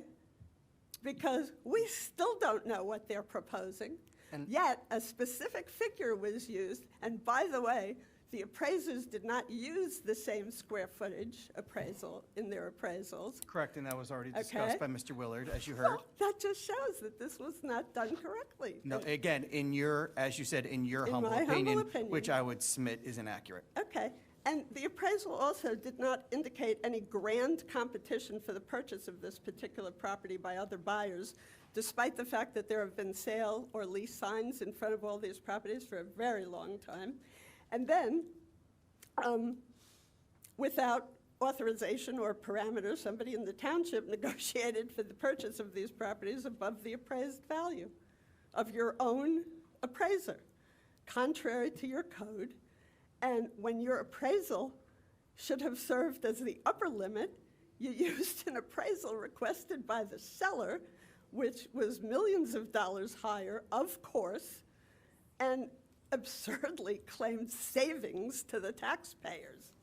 Now, at the October 24th Township Committee meeting, Mayor Lapani announced the property's purchase was on the agenda for acquisition for $9.5 million, significantly reduced from the seller's appraised value of approximately 11.3, except that the township's appraisal was for 8.965 million. So Mayor Lapani also advised that it was important to note that the expenditure will not burden taxpayers. I think we have beaten that to death. Clearly. Do you have a question, or are we standing? Am I obligated, or am I allowed to make comments? I'm just trying to think of, other people that may want to say something behind you there, so I mean, you've been I could given turn it all into ample questions. leeway here. Okay. Ms. Haas? Press conference? Ms. Haas? Yes, The committee, well, I have a question. yes. According to you, the committee shouldn't have bought the property for more than $8.965 million, both properties, correct? Mm-hmm. And if the No, seller, actually, that should have been the max, and it should have been Right. negotiated No. down from there. and if the seller said, we have absolutely no interest in selling either or both of the properties for that amount of money, it's your proposal that the committee should have walked away from the negotiation, not bought the properties, and allowed the two warehouse applications to go forward in whatever means they are. And by the way, we do have completed applications with plans for both warehouses Okay. on both pieces of property. So I just want to understand. Which That's still what- have to be reviewed but by professionals. No, they've been deemed complete. They are at least complete for the purposes of being heard by the board. So leaving people with the impression that the board has no idea what's currently being proposed is not correct either. Both have proposed warehouses on both sites. Doesn't mean they'll be approved, but they have warehouses proposed on both All I sites. said was that 303 Amwell has been a constantly changing proposal. It's still a warehouse, no And matter even how it after, changes. I believe you even made a comment at one township committee meeting or planning board meeting. It's hard for me to remember which is which anymore, but I see by your face it's worse for you. But the bottom line is, they put in a new proposal after this deal was negotiated. Because it's If not you- done. 'Cause And that's it's- why we can't okay, speak, we okay. can't speak to it. Okay, but it was appraised for a bigger number or a smaller number, and it's just an No, absurd process. No, it actually, there is a new proposal in, and if this negotiation falls apart, we will be dealing with whatever that application is, and you and others will be standing before this committee and the board wanting to know why the township hasn't bought the property from a seller because it wasn't enough money. That's the issue. You and Ms. Brisberg and others have clearly stated that you think the township committee is overpaying for the property. And no matter what these people up here say, or I say, or Mr. Willard says, or Ms. Noon says, it's never going to be enough. So the question becomes, is there anything really there? The process wasn't followed, this wasn't done right. You have options available, as you are well aware, to what you can do if this committee ultimately adopts the ordinance sometime before tomorrow. The question is whether you will exercise it is your call. But the point is, this committee is dealing with what's before it, not hypotheticals, what happens if, et cetera. It's a proposal to buy two pieces of property where there are two complete applications for a warehouse. Approved or not approved. They are complete applications. Okay, Thank you for your and comments. he could get there, and he could get his approval, and then he could dig into the ground and hit God knows what, maybe even a pipeline, Well, okay? Not that I would ever wish that. All right, But- we're gonna move on to the next person, please. Thank you, your time is up. I would like No, to complete you're my. done, you're done. We're moving on to somebody else. You've monopolized enough time, we've got I am people not here. monopolizing it. Half of my time has been taken up with Because you've people asked and making their asked own questions case. that have been answered previously, Well, and I won't you've do gone that on to anymore. long diatribes without asking questions, so I won't please do that have your anymore. seat, and we'll ask somebody else to come up. I would just appreciate 2 more minutes. You've got no more minutes. You've had way That's beyond really what we rude. would normal. That's extremely rude. I'm sorry, but you've been unwilling to yield to whatever. Your time is up. We're moving on. Thank Well, you. I would just Your like. time is up. Okay. Thank you. Turn off the microphone. All of the Greenbrier purchases were done on a per acre price, not the We're gonna take a imagined recess. value. 5 New minutes. Your comps will now be 3.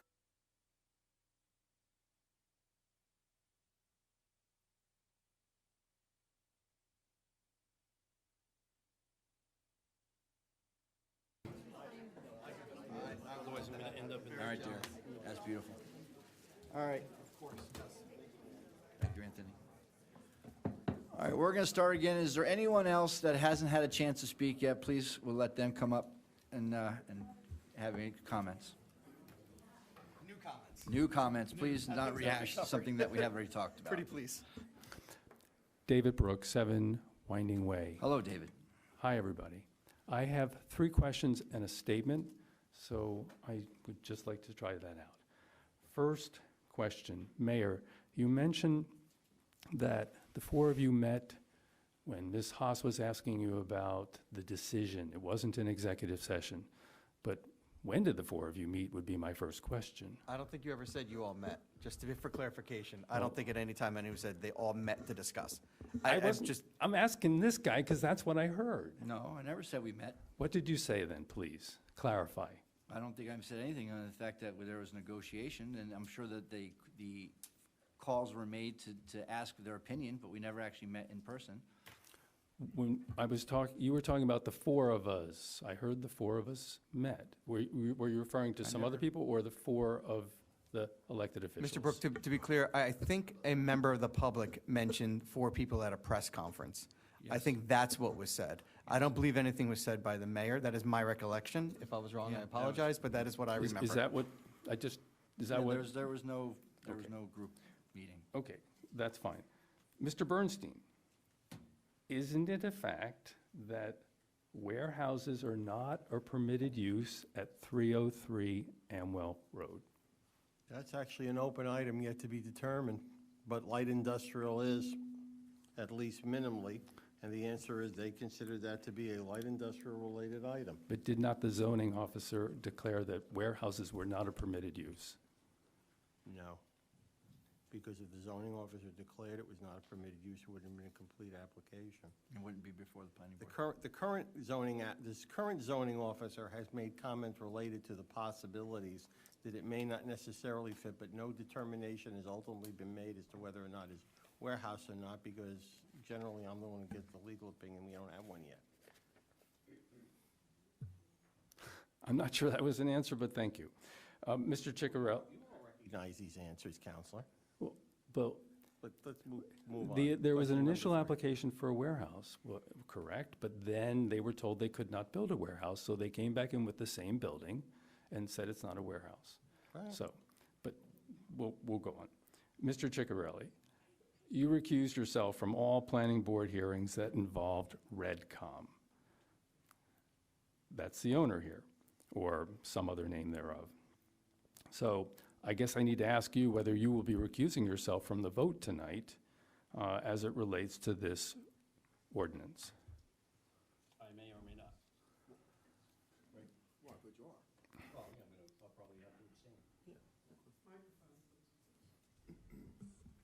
I will be abstaining. Okay.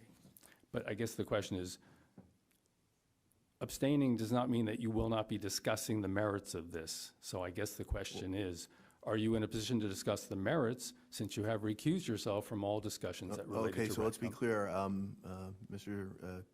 Committeeman Ciccarelli has not participated at all in this discussion. If you notice, he hasn't said a word regarding this or the application. And I believe, because he had asked me and when we had spoken, I think his company had done work at one point in time for Redcom, so therefore, he asked me if he should recuse himself, and I said, given that, that your company has done work for Redcom in the past, you should recuse yourself. Okay, thank you very much. So I just wanted to provide a few comments, if I may. I will try to just simply present it to you. I would prefer not to go on a back and forth, but we'll see how we can go through this. So first off, I certainly support what you as a township committee are proposing to do. That is preservation and municipal acquisition of property for permanent preservation, if it's done properly and it maximizes the use of our taxpayer dollars. Unfortunately, from what I'm seeing, you're proposing in this ordinance that it fails to do either of those. To me, it fails to properly spend our municipal open space monies properly, and it fails to follow the proper and required procedures for the legal acquisition of municipal open space. Here's the problem. You've heard a little bit of this, right? Both vacant, unimproved land, there are two properties. One property purchased for $540,000. You're proposing to buy it for $4,200,000. That's almost 8 times the purchase price. The other one, same buyer, bought for $1,050,000. You're proposing now $5,300,000. That's over 5 times the purchase price from the same vacant, unimproved land. Both properties, as was a little bit discussed, have significant environmental constraints. There's wetlands on both. One has this issue of this prior waste contamination, and also the encumbrance of the Transco pipeline. Suffice to say, neither of these would be considered prime real estate.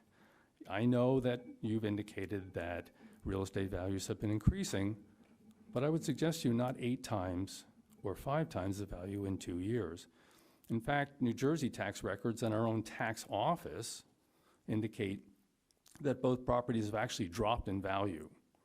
$493 for 303 and $958, 100 for 1170. So depending upon who you talk to, the values have not increased dramatically as some have indicated. So I'm concerned a little bit about what you're doing, since to me it's not fiscally responsible. You're proposing to spend $9,575,000 of our tax dollars on 2 properties, one property that has never even had a formal proposal for development, brought to the public at least, and the other that the applicant likely lost interest when he was told that the property could not be developed for a warehouse. That's right, for anyone who's been listening to what I'll call the misinformation being provided by the township, no one up here is saving us from 2 warehouse developments. Wait, I thought in the township's October 24th press release that it was saving us from warehouse development. Well, honestly, that's not true, because it's undisputed fact that neither of these properties could have warehouses built on them, because those are not zoned for it. So that's a concern that at least I have. Now, because of what I think is an overpayment for vacant, unimproved land, and to me, what I think smacks at certainly improper governmental action, or maybe what I might call a sweetheart deal in this proposed ordinance, I would request that each of you vote tonight to table or withdraw this ordinance until you address these concerns and the other concerns that have been raised tonight, and establish a purchase price for these properties that actually represents what normal people would classify as fair market value for an open space purchase of these properties. So here's the issue with this ordinance. It raises too many questions about the process and the issue of impartiality and the township following its own requirements to never pay more than fair market value when it opens and uses open space funds as provided by Ordinance 77-3. You've heard this thing, right? In no eventuality shall the township pay more than fair market value for the land to be acquired. So the township has gone and gotten its minimum, one appraiser from a certified appraiser, plus the appraiser from the tax assessor. I certainly would appreciate seeing that, since I know you've indicated it, but it's never been identified as to how everybody came up, or how the tax assessor came up with this almost $12 million number I think you were talking about. So I think it's important from the public's point of view to be able to see these things and better understand it. You're telling everybody here, trust us, and I think everybody wants to, but the concern that we see when we look at this, that without disclosure of that, we're looking at properties that sold for $500,000 and basically $1 million 2 years ago, and we're suddenly now going to be paying $9.75 million for these. There's a multi-million-dollar difference between what they sold for and what we're now paying for. And that's a concern about reconciling those so that everybody here can better understand it. I repeat, I'm in favor of as much open space preservation as possible when it fits the right criteria and when the price that's paid is fitting for it. I don't think that is the case here. And I think the other thing that's important is that the proposed ordinance raises a significant question about what I will call a sweetheart deal between a developer and the members of this committee. To me, it raises too many questions about a process that has not been done properly and in accordance with municipal and state rules to independently value these properties, considering that the township is spending limited taxpayer dollars only meant for open space acquisition. And for that reason, as I say, I'm asking the members tonight to table this ordinance until there can be sufficient answers that are provided to these questions and that truly independent appraisals are prepared that would follow the state Green Acres guidelines.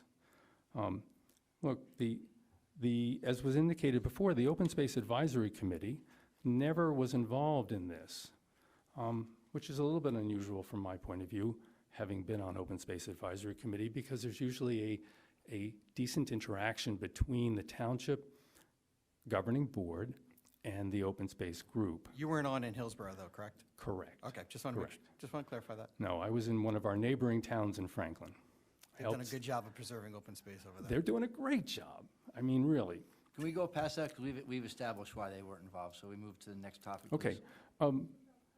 So there are any number of different reasons why I think that the involvement is critically important.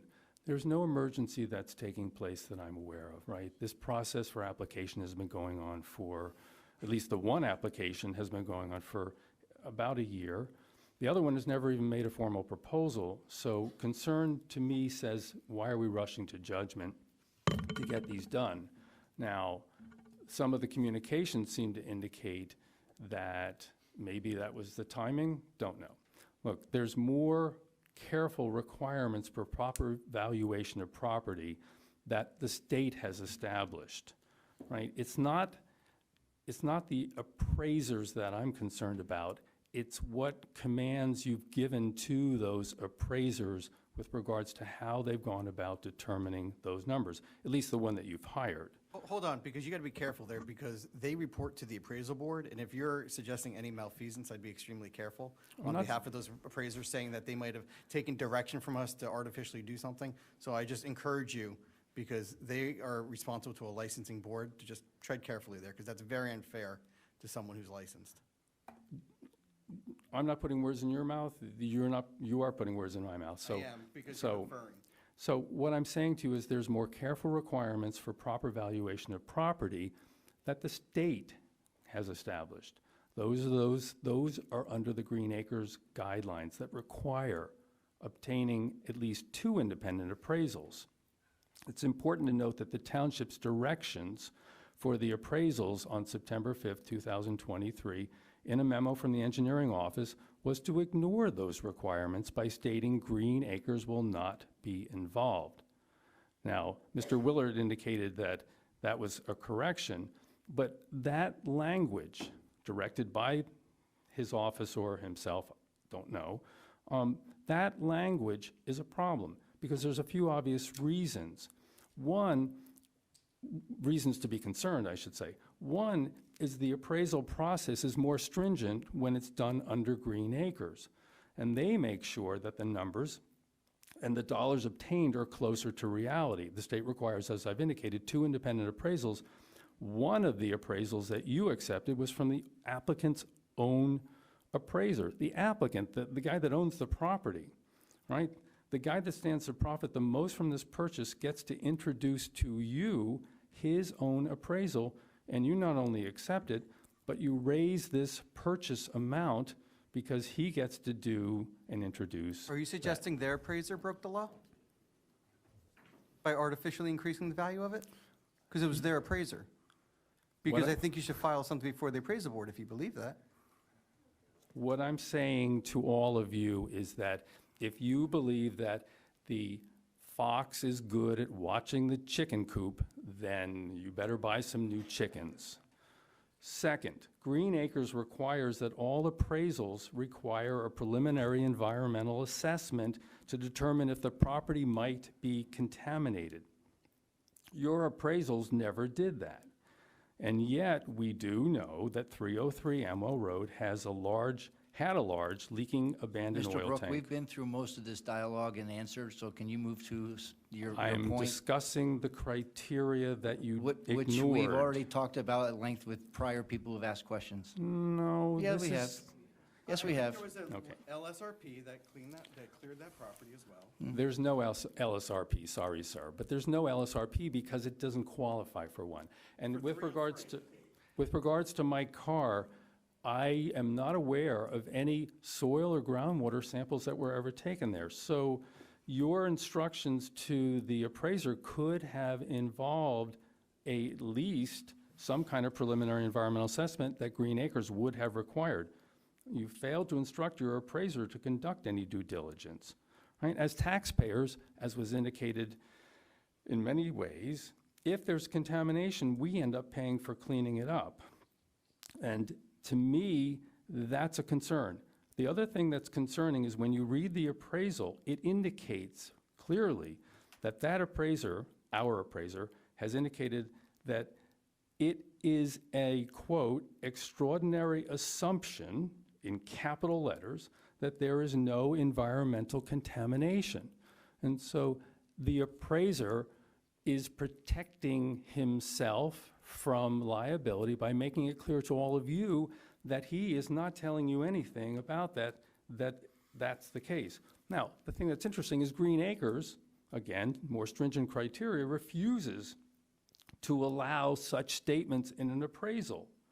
Another reason to be concerned about this, because their appraisal is much more specific, and if we had done a little bit more of this, we would be in a better position to examine whether that's an issue or not. We can all poo-poo the issue that land is clean, but unless you have somebody who's actually done sampling groundwater and soil, you can't make that statement. None of you can make that statement. So the question that I would also ask is, why didn't the township involve Green Acres or the county in this acquisition, right? Answer, it would likely have never been approved at this exorbitant amount, and its failure to follow the procedures that protect taxpayers. That's subject to opinion. It's opinion, I agree. So let's not say it. I'm allowed to express an opinion. But don't say that it's, it is opinion, say in my opinion. My opinion is that it would not have been approved at an exorbitant amount, right? But Green Acres would not have allowed these appraisals to even be considered because they didn't follow the more stringent requirements. That's the concern I have. Here's another concern about fiscal responsibility. I checked with Green Acres to identify if the township itself is partnering with them on this acquisition. Or not. The answer is no. I could have told you that. Okay, so if I had $1 to spend and the state gave me 50 cents for every dollar that I spent on open space purchases, I could purchase twice as much or spend half as much. Would I do it? The question is, would you? There's no guarantee that they would do it. You bet. Well, the township, if the township had partnered with Green Acres on this parcel, that is exactly the match that they're providing in 2023. 50% of a purchase price is being matched by Green Acres. So if the township had also partnered with Somerset County's open space office, They could have also obtained additional percentages of matching monies. You chose to go it alone. How do you explain to us as taxpayers why you failed to get the most out of each dollar spent on open space purchases by partnering with the state or the county? So in other words, why would anyone go it alone when it means wasting our taxpayer dollars and not maximizing them? The township could be partnering with Green Acres office and the county to better utilize each dollar spent. And so if the township had partnered with the state on this purchase, it would be costing us a whole lot less, and you probably would not hear me up here. And I know you'd probably like that. Here's another embarrassing fact. I also checked with Green Acres to find out the last time you folks, the township, even communicated with Green Acres for any open space acquisitions. It was 2014. And so every purchase or expenditure of our open space monies in Hillsborough since 2014, over 9 years ago, could have been doubled, but decision makers in Hillsborough, I'm going to say that's you, chose to be fiscally irresponsible by going it alone. I don't believe we had any open space purchases that I can remember from 2014 to recent. I think that's why we had 20 million in the bank. So this process and So the to answer your proposal. question, it wasn't a necessity because we had nothing that we were actively looking at. Well, but you're actively looking at parcels now, and I think that's We why. also have an ongoing application that is continuing through the planning board. That time would be of the essence more than the time to consult Green Acres, which I believe our attorney said about an hour ago. And I don't know who you spoke to in Green Acres, but I have emails right now from Anthony Ferreira from September 11th regarding the Green Acres program, so, and communications that we've had with the state. So I'm Well, not sure who you spoke to there, but I'm not sure what you're saying. Are you suggesting that we have been in communication with Green Acres I'm for looking at an purchase email of of parcels? communications. But regrading, I mean, it's one thing to call somebody up and say, how's the weather? It's another thing to call them up and say, we have an active application. It has to do with our active Green Acres program, what I'm looking at here. No, I'm talking about purchases of property. Well, that's not what you said originally, so. It is what I said. I said that the township has not been involved with any No, you purchase. said we've had no communications, and that's inaccurate. So, Members of the Mr. public, Brook, are you have your saying time. that you're not in favor of us buying this property as we're doing tonight?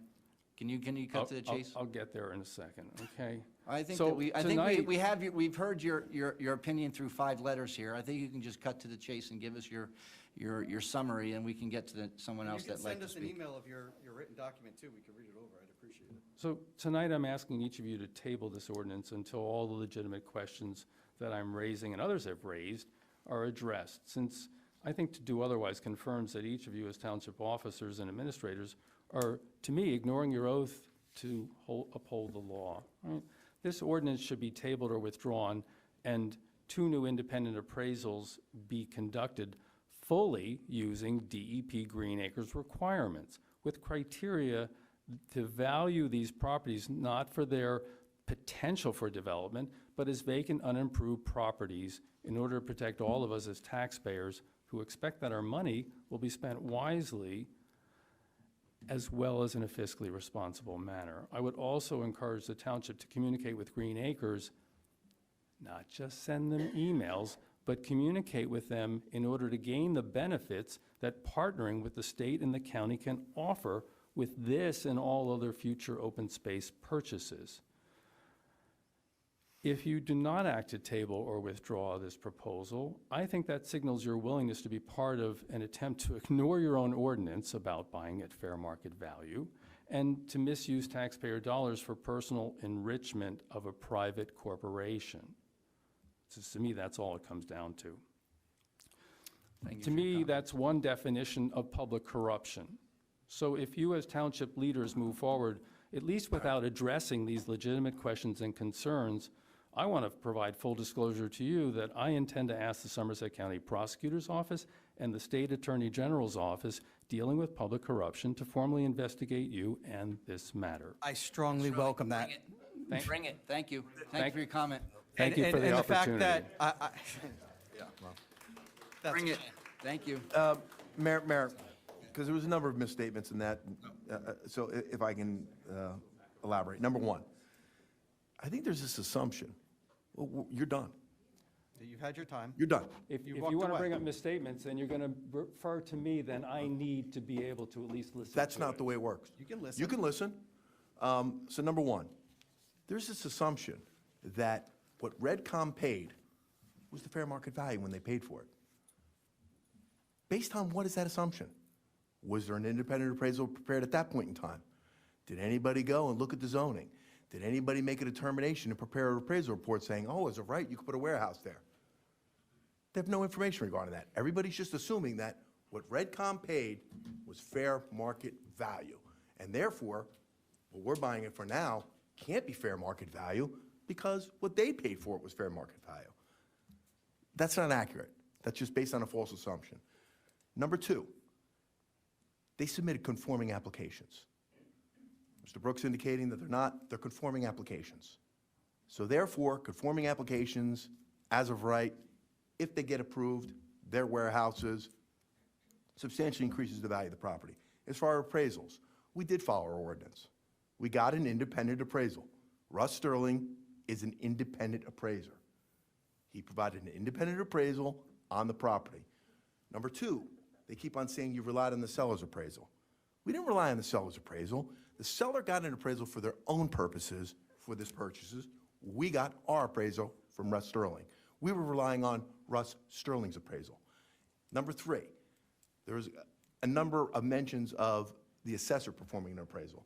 The assessor is not a licensed appraiser. The assessor did not perform an appraisal. She saw the appraisals that were done, and she just indicated her opinion was that the value of the warehouse was probably 60 a square foot, which means it was worth more. And in preparation for tonight's meeting, she put that in writing to the administrator. That's it. It was just 60 square foot. This is what she thinks it's worth. Finally, Green Acres. We keep on getting, talking about Green Acres. Green Acres, Mr. Brook is correct. It does require two appraisals. Green Acres does require a process that requires two appraisals. But our appraisal was an independent appraisal. It conformed with our ordinance. We complied with our procedures in the ordinance. Finally, number three, environmental contamination. We keep on hearing about environmental contamination. I'm not aware of anything that there's ongoing environmental contamination on this property, but more importantly, this is just the initial process to approve the contract. The contract allows us to perform a due diligence investigation, which would include environmental investigation. So we will not buy a contaminated property. If during the contract period, we get an environmental assessment that indicates that the property is environmentally contaminated, we'll cancel the contract. We won't buy it. It's standard. Finally with Green Acres, getting involved with Green Acres, it's fine. We've done it in the past. As you know, when you get involved with Green Acres, there's a lot of requirements that come along with it. If anybody wants to do anything on that property, there's a lot of requirements that go along with it. And we've run into some issues with it, just using it for storage of storm debris. We had a property we used it for storage debris. They had an issue with that. So be careful when you deal with Green Acres. But anyway, I'm confident that we did comply with the ordinance requirements and everything was done above board. Not to say that, okay, you can argue over purchase price. You could say we're paying too much, but the bottom line is we got an independent appraisal. Yes, we are paying a little bit more than our independent appraisal because they got their own appraisal and there was negotiation back and forth. Again, there was just a difference over of how much a square foot, but there was arguments over how big of a building they could get there. Thank you. Next person, please. I'll be very quick. Hi, This is Joe. Joe O'Connell, 20 White Meadow Road. I thank you for your explanations. I thank you for your work, and I support your resolution. Thank you. Thank you, Joe. Anyone else? Come on up. Hiding in the back room there.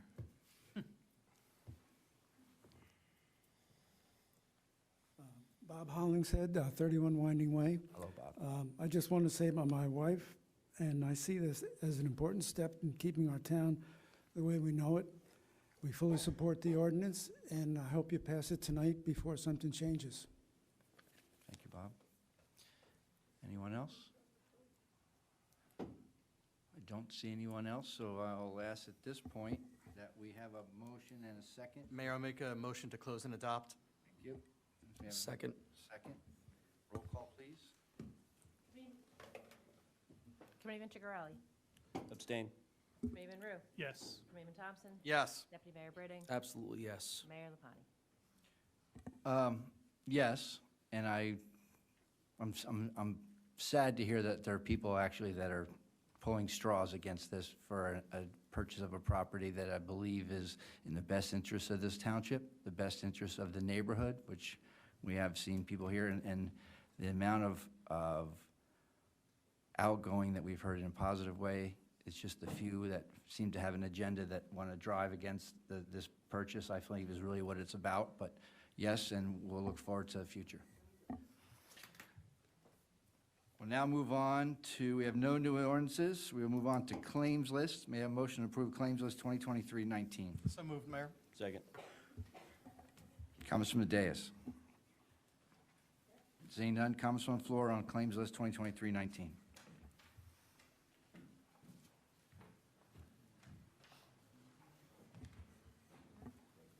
Are you going to have public comment, or is on business not on the agenda? That's later, That's afterwards?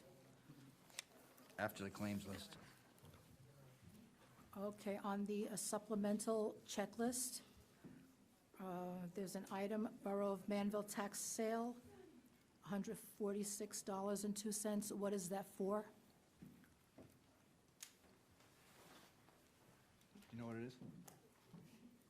The Borough of Manville tax sale? No, I don't. I can find out for you if you'd like to. Seriously? No one knows this I information? think this has come up before when Ms. Costa was here.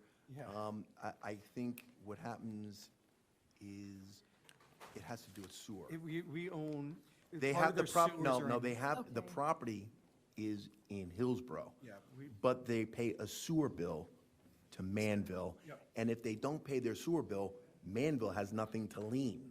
So therefore, you guys do the tax sale, and you collect the lien, and then you reimburse Manville when you get it. I feel like we had this. But you discussion, can look into it, but I'll I'm ask I'm my willing to tax bet you, collector. I'm willing to bet you that's what it is. In like 2001, I think this happened. I remember you and I having a discussion. It could have been 2000.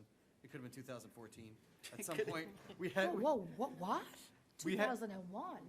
2014, I said. At some point, this came up, and this dialogue has come up What does between the you claims list say, and the ma'am? dais. I have to say, I'm truly amazed that you can, from 2014, that you and I had a I- no, I- discussion Oh, about- no, I remember this conversation too. Truly, oh, wow, wow. No, it's not My- insulting. my- I my just remember you comments have to discussing it be with us. Truly memorable. So, okay, so this Hillsborough property is hooked up to Manville Sewers. That's what I'm suspecting. Yeah. What does the claims list say? And What that does it is say? why it says Borough of Manville, current account, tax sale payment 9/6/23 to 9/13/23, and it's for $146.02. That sounds like it. Yeah, that's. Yep. So this is a Hillsborough property that is hooked up to Manville Sewers. That's, yes. That's about a sewer bill yeah. from Manville, if I remember. Okay, so 'Cause this is- they were selling their sewer system too. And that's they, what- and if they don't, what happens is, they're getting sewer service that they have to pay a fee to Manville for, because it services their property, but if they don't pay it, how does the municipality get it? Well, you go to a tax sale, you put a lien, you put a tax sale lien on the property. Well, if the property's not in Manville, Manville can't do that, so Hillsborough does it for Manville, and then when they get the money, they send it to Manville. It's interesting because I've asked repeatedly, submitted Oprahs for how many properties in Hillsborough are hooked up to Manville Sewers, and it's very difficult to get an answer. Okay. Then you have the Board of Fire Commissioners, current account, fourth quarter payment, $1,138,225. This is a fourth quarter payment. Is that the same payment for all 4 quarters, over $1 million? So you're talking It's their tax, Almost it's the 5 tax that million. it's the tax that we collect on their behalf, whatever it is, we pay them. You know, The they Board of- tax at their own independent rate, but we collect it just like the Board of Ed, just like the county. We collect all the tax and disperse it out to the different entities based on what their percentage is. So what is this Board of Fire Commissioners? And Board of why Fire do they get so Commissioners much is the- money? Is the government, all our fire department, Is it what? our fire department. Your fire It's- department? It's the taxable fire district. So in Hillsborough and other municipalities, you have a fire district that charges their own independent tax. They raise funds, but we collect, just like we collect for the school board. So what relation do they have to Hillsborough? You have nothing to say, you just have to give them, we just have to give them, It's like the library tax or the county tax. Yes, they're they set their independent. rates. they are independent? You elect them. Well, you don't, because you don't live in Hillsborough, but Hillsborough residents elect them. All right, then you have a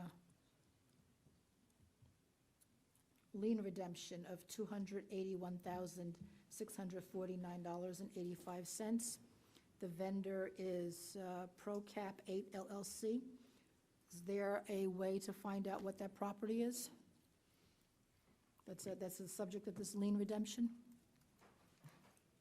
We can, our CFO can get back to you on that. I'm sure she doesn't know off the top of her head which one it Okay, is. all right, there's two very large lien redemptions. All right, thank you. Thank you. Any other questions or comments on the bill list for 2023-19? All right, seeing none, no comments, roll call, please. Committeeman Ciccarelli? Yes. Committeeman Rea? Yes. Committeeman Thompson? Yes. Deputy Mayor Britting? Yes. Mayor LaPlante? Yes. We're now at the portion of the evening on new business that was not on today's agenda, so if you have any comments, can you please read the statement? I will read the statement. Mr. Drake, on matters that were not on The today's... township welcomes input for the public. Please state your name and address, and please spell your name for the record. You will be given 1 3-minute allotment for your comments. Please understand that this public forum is not structured as a question and answer session. Comments are to be addressed to the mayor. Again, please keep your comments to 3 minutes. Thank you. Okay, hi, Emily Bates, 39 Ann Street. Hi, Emily. Hi, just spell my name Emillybates. So I'm here, I'm also a nurse, and I'm just here because I was here last month and we were presenting a resolution to support the safe staffing bill, the S304 and the A4536. And I know you guys requested more information, so I did email them to, I think, the clerk, some references and a copy of the resolution. So I didn't hear anything back, so that's why I'm still here, just to find out like what your intentions are with that information. And yeah, I'll just try to keep it brief. So, Mayor, so oddly enough, yesterday when I was at my day job, I was in Trenton, I ran into Ryan Siegel, which I believe he's affiliated with you guys. We just happened to be in the same room at the State House, which is very odd, but we had a great conversation, and what I communicated to a lot of individuals last time, and he also sent me information as well, is I don't profess to be an expert on what the correct staffing is. Nor do I think the legislation probably does that either. It has just numbers in it. What I've said to Ryan, and I've said to some of my colleagues, is that I think every one of us strongly encourages a hearing on the legislation. That's what should happen. We should have Commissioner Edelman, and you should have Chairman Vitale, Chairman Conaway. They all get in the room, and you guys can have it. They could do a joint hearing, and you can have the discussion. I think that's what I strongly support.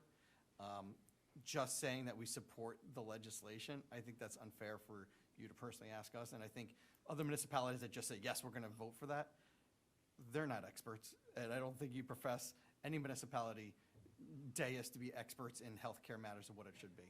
What I do know is you guys have been out of work for over 115 days, right? That's ridiculous that you have not had a chance to settle this. And I know there's been discussions, but it's been a very long time since you've been able to have what I believe and what I've read is meaningful dialogue with the hospital. And that's a shame because I'm sure what they're paying traveling nurses to work there is double or triple what they probably would have been paying you over the same time period.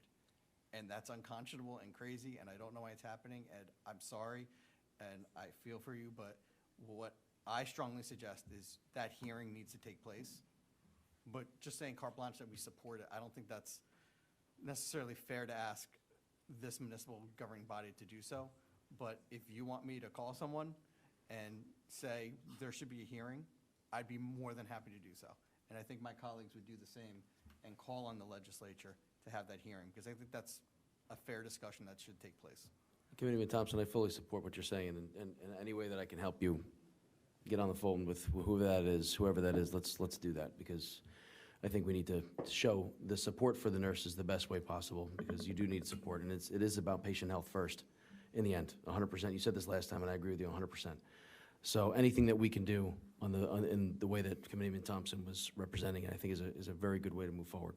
And I think that's kind of where I left it last time with Ryan and some of your colleagues, is that send me a sample resolution with that language. And I don't think we've gotten it yet, saying we demand a hearing. Okay, But- so to approve a resolution for, A hearing. A You deserve a hearing. yeah. Okay. There should be a joint committee held on this matter at this point. Senator Swicker, somebody for Roy Fryman, they're the ones that actually have the power to get conversation started, and we can make that recommendation, as well as anyone else in this area. To have a law or support a law, we have very little power. It still has to be voted on in Trenton, right? And the members of Trenton, whether they agree or disagree, what we say, they're not, we've asked for a lot of things and resolutions, and none of it's happened. And I know she's filming back there, but that's okay, it's on YouTube. You can get it live, you don't have to film it on your phone. The crux of the matter is, what you think should be right may not be right, maybe too small, it may be more. That's kind of. So I think that's where I the. think this is just like a starting point, Well, yeah, that's what Once you we're have a looking starting for. point, then, but Yeah. that's what dialogue's about, right? Get us So- a resolution. That's why there's a hearing. That's where they have subpoena power if they want to choose so. They can have the Commissioner of Health come in. They can have anyone who come in. They can have the RWJ president come in. Like, that's all a reasonable request to be made to the legislature. And again, I would support, if you guys get me a resolution, Okay. I would certainly talk to my colleagues Well- and ask them to support that. Mayor, I would just say that, obviously, you have no control over the issue whatsoever. You have no legislative authority over the issue, over their issue, nurse staffing or anything at Robert Wood Johnson. And I don't think anything that you adopt would affect either the state legislature or anybody at Robert Wood Johnson in any way, shape, or form. The only concern I have is you do have a contract with Robert Wood Johnson regarding them providing emergency medical services within this municipality, and it is a favorable contract to the municipality. It's a benefit to each and every resident of this municipality, and it is at no cost to the township and the taxpayers. So I'm just pointing it out there. We're not I'm just pointing it out there that the last thing you want to do is have Robert Wood Johnson The not. safe staffing bill Yeah. isn't targeting RWJ. It's It's targeting for the entire hospital systems state, for the yeah. whole state. So just to be clear. It's in general, keeping But that's why- patients safe. Please, again, I will strongly encourage, regardless of my counsel's advice, that you get us a resolution for us to look at. But Sure, if you want we us can to call. modify the resolution that I had emailed you. I think it was you. So, Whoever the clerk is. I think you mailed both of us, but I'll take part of the blame. And unfortunately, I was getting great care from nurses because I was in the hospital when you sent that email. And I did forward it to the mayor and deputy mayor, and they were reviewing it. But I did get it Okay. and was actually getting yelled at by the staff while they were attempting to take care of me, but I did get it. Okay, thank you. Thanks. Thank you. Good evening. I know it's been a long night. All of us are tired. My name is Jessica Hunston. I am not a Hillsborough resident. I'm actually from Highland Park. But I wanted to speak to some of the comments that you made, and also just give you an overview of what we are doing across the state and why we think municipal resolutions are actually really significant. I am part of a coalition, RWJ Nurses United Community Coalition. We have recently hosted calls with nurses across the state, and I would think about the nurses that are here in this room, who have waited a long time to speak, as the canary in the coal mines, actually, that they are bringing awareness of a really grave danger of what's happening within our hospitals. And so this is not about RWJ Barnabas Health, this resolution is about bringing community awareness and connecting with municipalities who clearly care about public health. I saw your earlier presentation. I know that that's something that's compelling to you and also to your residents. I also want to just talk so we've actually been to 15 council meetings in 9 days.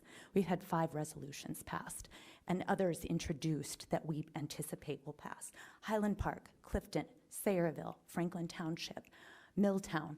So this is, again, across different communities. And I think I want to just provide a little bit more information around, I understand, I'm a resident, I'm not a nurse. It matters to me because my husband had a medical emergency last year, and the hospitals were understaffed. And it was very difficult for the nurses to care. They did the best that they can, but it impacts all of us. And so I think one of the things I wanted to say is we do have data about what are appropriate nurse-to-patient ratios. I don't know that, but this legislation is based on California legislation that has been there in place, I think, for 20 years. And it actually has made a significant difference in decreasing mortality rates, decreasing even readmissions. And so I think we have plenty of evidence to indicate that we don't have to be experts on it, that we actually know that there's significant research out there that has proven what are appropriate nurse-to-patient ratios. The last thing I just want to say is I think that passing municipal resolutions, I understand how, I've worked on a lot of different legislative campaigns. I understand how the legislature works. I think your passing a resolution is demonstrating your commitment to your constituents' public health, but also to the need to address this systemically across the state to ensure the working conditions for nurses, which are our patient care conditions. Thank you. So, Mayor, real quick. So I don't disagree with anything you said, save for the fact that I think there should be a hearing, and that's the resolution I feel comfortable passing, because I think it's a little disingenuous that all those municipalities just passed it and didn't say we demand a hearing, because I doubt that every one of those municipal officials, as good as they are, read all the data in the report saying this is exactly what should be adopted in the bill that is before them. So I'm just saying I want a hearing, so that way all the data comes out, they can vote on a bill and get it signed by the governor, because as much as we pass a resolution, that's still not calling on a hearing. I want a hearing. I think both parties should get there and have the discussion, because it's been, like I said, 115, 16, 17 days. You guys know a lot better than me that you haven't been to work. That's crazy. Right, but I don't think that this is about, yes, as I mentioned earlier, the nurses have been on strike, but this is about something broader than that, which Agreed, is what. there should be a But I hearing. think the other thing that the resolution does is it actually is sent to the governor and is sent to each of your legislative districts. And we know how Zwicker, it would be sent to your assembly people as well. And so that actually sends a message to them that we have community support, that we believe this needs to move forward. So, I mean, I agree. As soon as we get I'm saying if I have a resolution calling on a hearing, we will send the same resolution like we've done in the past to the governor, to Zwicker, Assemblyman Fryman, Assemblywoman Jaffer, and Assemblywoman-elect Drulis. To be honest with me, after 150 days, why do they need our nudge to get take action? They should have taken action months ago.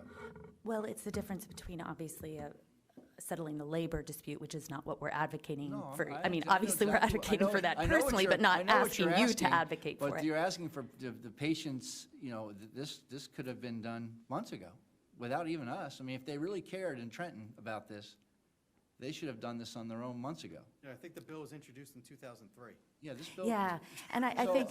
I'm just saying, I mean, so you're asking, in all offense, us to something that's been sitting there and been inactive for over a decade.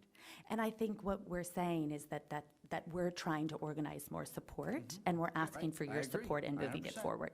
So, thank you. Let us see your resolution, please. My name is Didier Jimenez, Didier, Jimenez, Jimenez, 348 Germana Drive, Hillsborough, New Jersey. One thing that I just want to make clear to everybody, that real actual change happens from the bottom up. Civil rights era, all those bills that got passed in the 50s, 60s, it didn't happen because congressmen were putting bills together and creating hearings. It happened because at the bottom, we had activists getting support from the bottom up and encouraging folks to act. Second, if you want a hearing, if you want to learn more about this, we actually had a federal one. The chair, Sanders, came here and had a hearing where he actually invited the Robert Johnson executives, and they didn't show up. So a lot of you didn't show up there, and if that's all you want, I wish you were there, because it was really a lot of passion was there, a lot of truth was there. So please understand that we can't keep telling these folks who are in pain, oh, you should have started 2, 3, 4 months ago. It's not what you do. They already don't have health insurance. Blows. So please, folks, understand that real change happens from the bottom up, and that's why they're here. Thank you so much. I don't think anyone disagrees. Number one, I did watch a lot of the hearing because it was live streamed, and it was very interesting. But more importantly, as was mentioned, there's the legislation, and then there's the labor dispute. And unfortunately, it's the same but two different animals at the same time. But I think us calling on a hearing is not crazy, saying that we demand the legislature has a hearing to discuss this issue. That's how you get resolution. Good evening, Reverend Rod Williams, 101 Everett Close. Good evening, Rod. I'm here again to speak on behalf of One Hillsborough. As you may recall, we started this local nonprofit in response to a couple of the township's most pressing needs. One, to advocate for inclusion and access for those on the fringes who are often overlooked due to failures of the existing communication of township resources and services. And two, to work to bridge the gaps that exist in the current governmental systems in addressing the needs of those same underrepresented groups. That being said, we've continued to attempt to work with town leadership on issues related to policing, gender, education, youth, and mental health, among others. I'm here tonight to report on the progress of those efforts to date, because it appears that our efforts to collaborate with you, our leaders on these matters behind the scenes, don't receive the appropriate level of consideration. So let's use this forum to shed light and speak truth to power. I want to bring two concerns to your attention, as well as that of our citizens. First, our police leadership continues to show a sluggish response to our simple request to allow us to help in moving the process forward of helping to interact with members of different ethnic groups in light of some tragic police-related circumstances and problematic situations involving race. In January of this year, we launched the Township-wide forum in conjunction with the MLK holiday that included government, education, community services, and policing, with opportunities for all citizens to interact with members of law enforcement to show appreciation for their accomplishments and air their concerns. To be fair, Chief McMahon and Committeeman Thompson did work with us to implement an internal diversity initiative within the police force, but not only has it been a year since the idea was first broached with little more than an announcement, it's also over 6 months since we provided the feedback from the January event and requested informational responses that we're prepared to share with our members and with anyone else who's interested. Not only have we yet to receive any answers to that request, but we've also asked to meet with that police diversity initiative to help with strategizing, planning, acknowledging, and meeting the need to create a better atmosphere between residents from diverse communities and the police. We made the request a month ago without a response, even as one of the officers involved in the killing of one of our citizens has again been awarded, while there has seemingly been zero understanding by the town's leadership to express remorse at the loss of the life, even after there is no longer a gag order on commenting about the shooting that he was involved in. Working with One Hillsborough would have sensitized you to the continuing unease in the minority communities over the silence related to that and the other police-involved killing of a person with color. And of course, more police are being added without a serious discussion of the need for mental health and social services professionals so sorely needed, which is one more tone-deaf action that we could have at least ensured that you heard from those who represent the chronically underserved. Secondly, this town does an admittedly poor job of communicating with those from underrepresented communities, and even worse job of promoting inclusion and access to those individuals and those on the fringes. One Hillsborough met with town leadership and continues to offer to collaborate in order to rectify this problem area. As previously stated, we launched an event in January in conjunction with the township, and we're planning a follow-up event next year again around the MLK holiday to promote greater inclusion and access. The theme this year is Many Faiths, One Hillsborough, which is focusing on local houses of worship, particularly as they engage and offer opportunities for our youth, which is absolutely needed based on what's happening across the nation and around the world. So we reached out to our town administrator, Mr. Ferrara, to meet and discuss how we could again work together to address another significantly inadequate effort to engage members of diverse communities as related to their spiritual preferences. In our 30-minute meeting, Mr. Ferrara, another of our public servants, spoke for close to 25 minutes instead of hearing our proposal to work together. Mr. Ferrara, you spent our meeting touting your less than successful efforts to engage the same groups that were woefully missed with the National Day of Prayer program, and you spoke of other gaps in meeting the needs of those who are food challenged. Mr. Ferrara, I repeat that as a public servant in a meeting that we asked for, you dominated our time together and you used the word "I" some 67 times before I stopped counting. Not a good look, and worst of all, you turned down our proposal to work together out of hand with a pat response that said your custom is to support all programs the first time and then let them stand on their own. So, sir, you're literally saying no matter what the issue is, even as it addresses a critical township need, the town doesn't consider the benefit because, as you put it, we'd have to support every request. That, sir, is both offensive and condescending. We will continue our efforts, but I couldn't let this response go without comment. So in conclusion to the committee, we will not stop because the issues are too serious and we're growing just as the demographics of the town are changing. We will continue to offer you the opportunity to work collaboratively with us, and we hope that you'll be more responsive in a timely manner going forward. We're on the right side of history, and we hope and pray that you join us. But if you choose not to, we're adamant that you don't place hurdles or unnecessary obstacles in our path, because if you do, we'll not only be back here in more force, but we'll also use our growing influence to shine the brightest light possible on those who would stand in the way of progress that seeks to include all residents, regardless of race, ethnicity, gender, age, religion, or creed. Thank you for your time. Mayor, I'll address that, which it's very disappointing to say the least. We had a half-hour meeting, and the Reverend and Peter, I thought it was a good meeting, actually it was a half-hour meeting, and they asked how they could potentially help. And we left that meeting adding Peter to the interfaith community, which I started many, many years ago and restarted after COVID. So we've held 4 meetings, and I advised them that if they'd like to join Hillsborough's interfaith community that I started, and we've had 4 meetings this year, and Peter said yes, with the Reverend, thank you, we'd love to join that, and we signed him up the same day. We were very supportive of the event. We all showed up for that event, including myself, back in last January.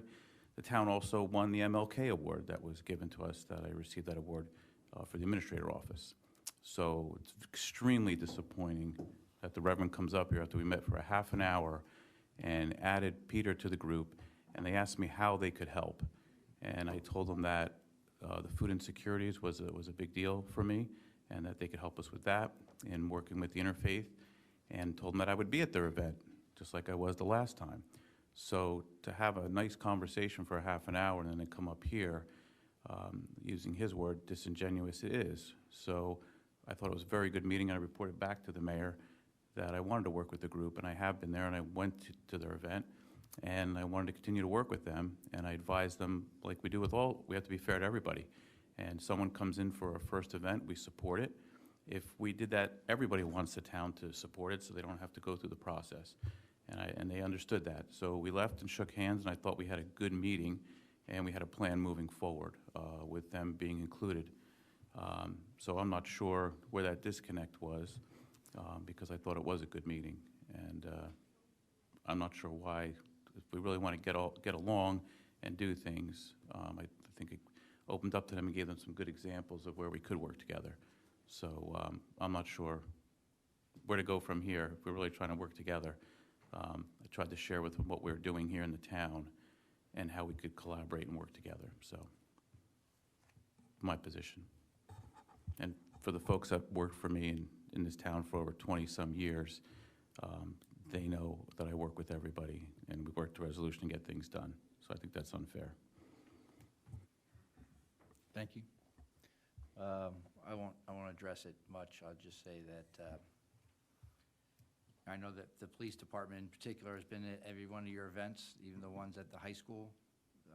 They've shown up, they've participated, they've had outreach. So I think that you're disingenuous in the fact that, in my opinion, that we're not participating at all. I think that you feel maybe at your expectation. I'm just saying, I think your expectations or what you think that we should be doing maybe isn't what you expect, but I'm sorry. But, we'll continue to hope to have dialogue despite your conversation today, and we'll leave it at that. Does anyone else have any comments, new business not on the agenda?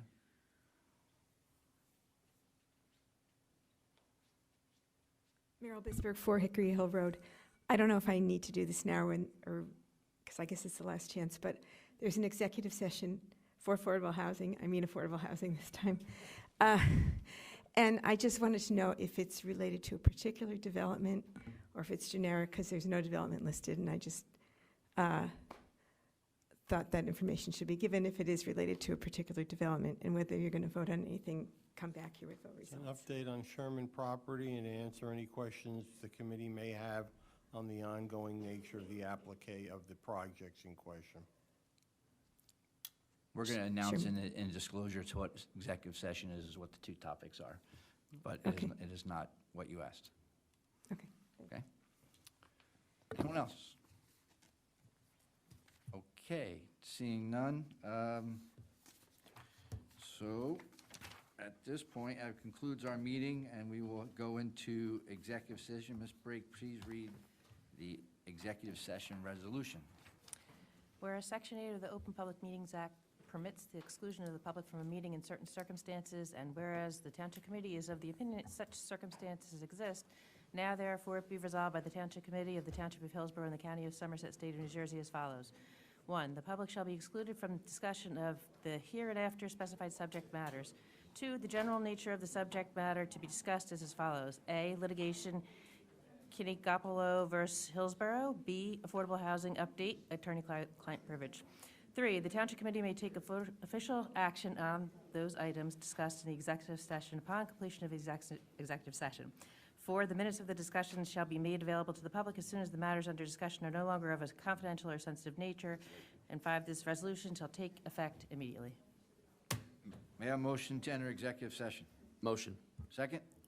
Second. Councilman Diaz, Councilman Floor, roll call, please. Committeeman Ciccarelli? Yes. Committeeman Rowe? Yes. Committeeman Thompson? Yes. Deputy Mayor Britting? Yes. Mayor LaPlante? Yes, we are now in executive sessions. On the clock out there, it's 11:30.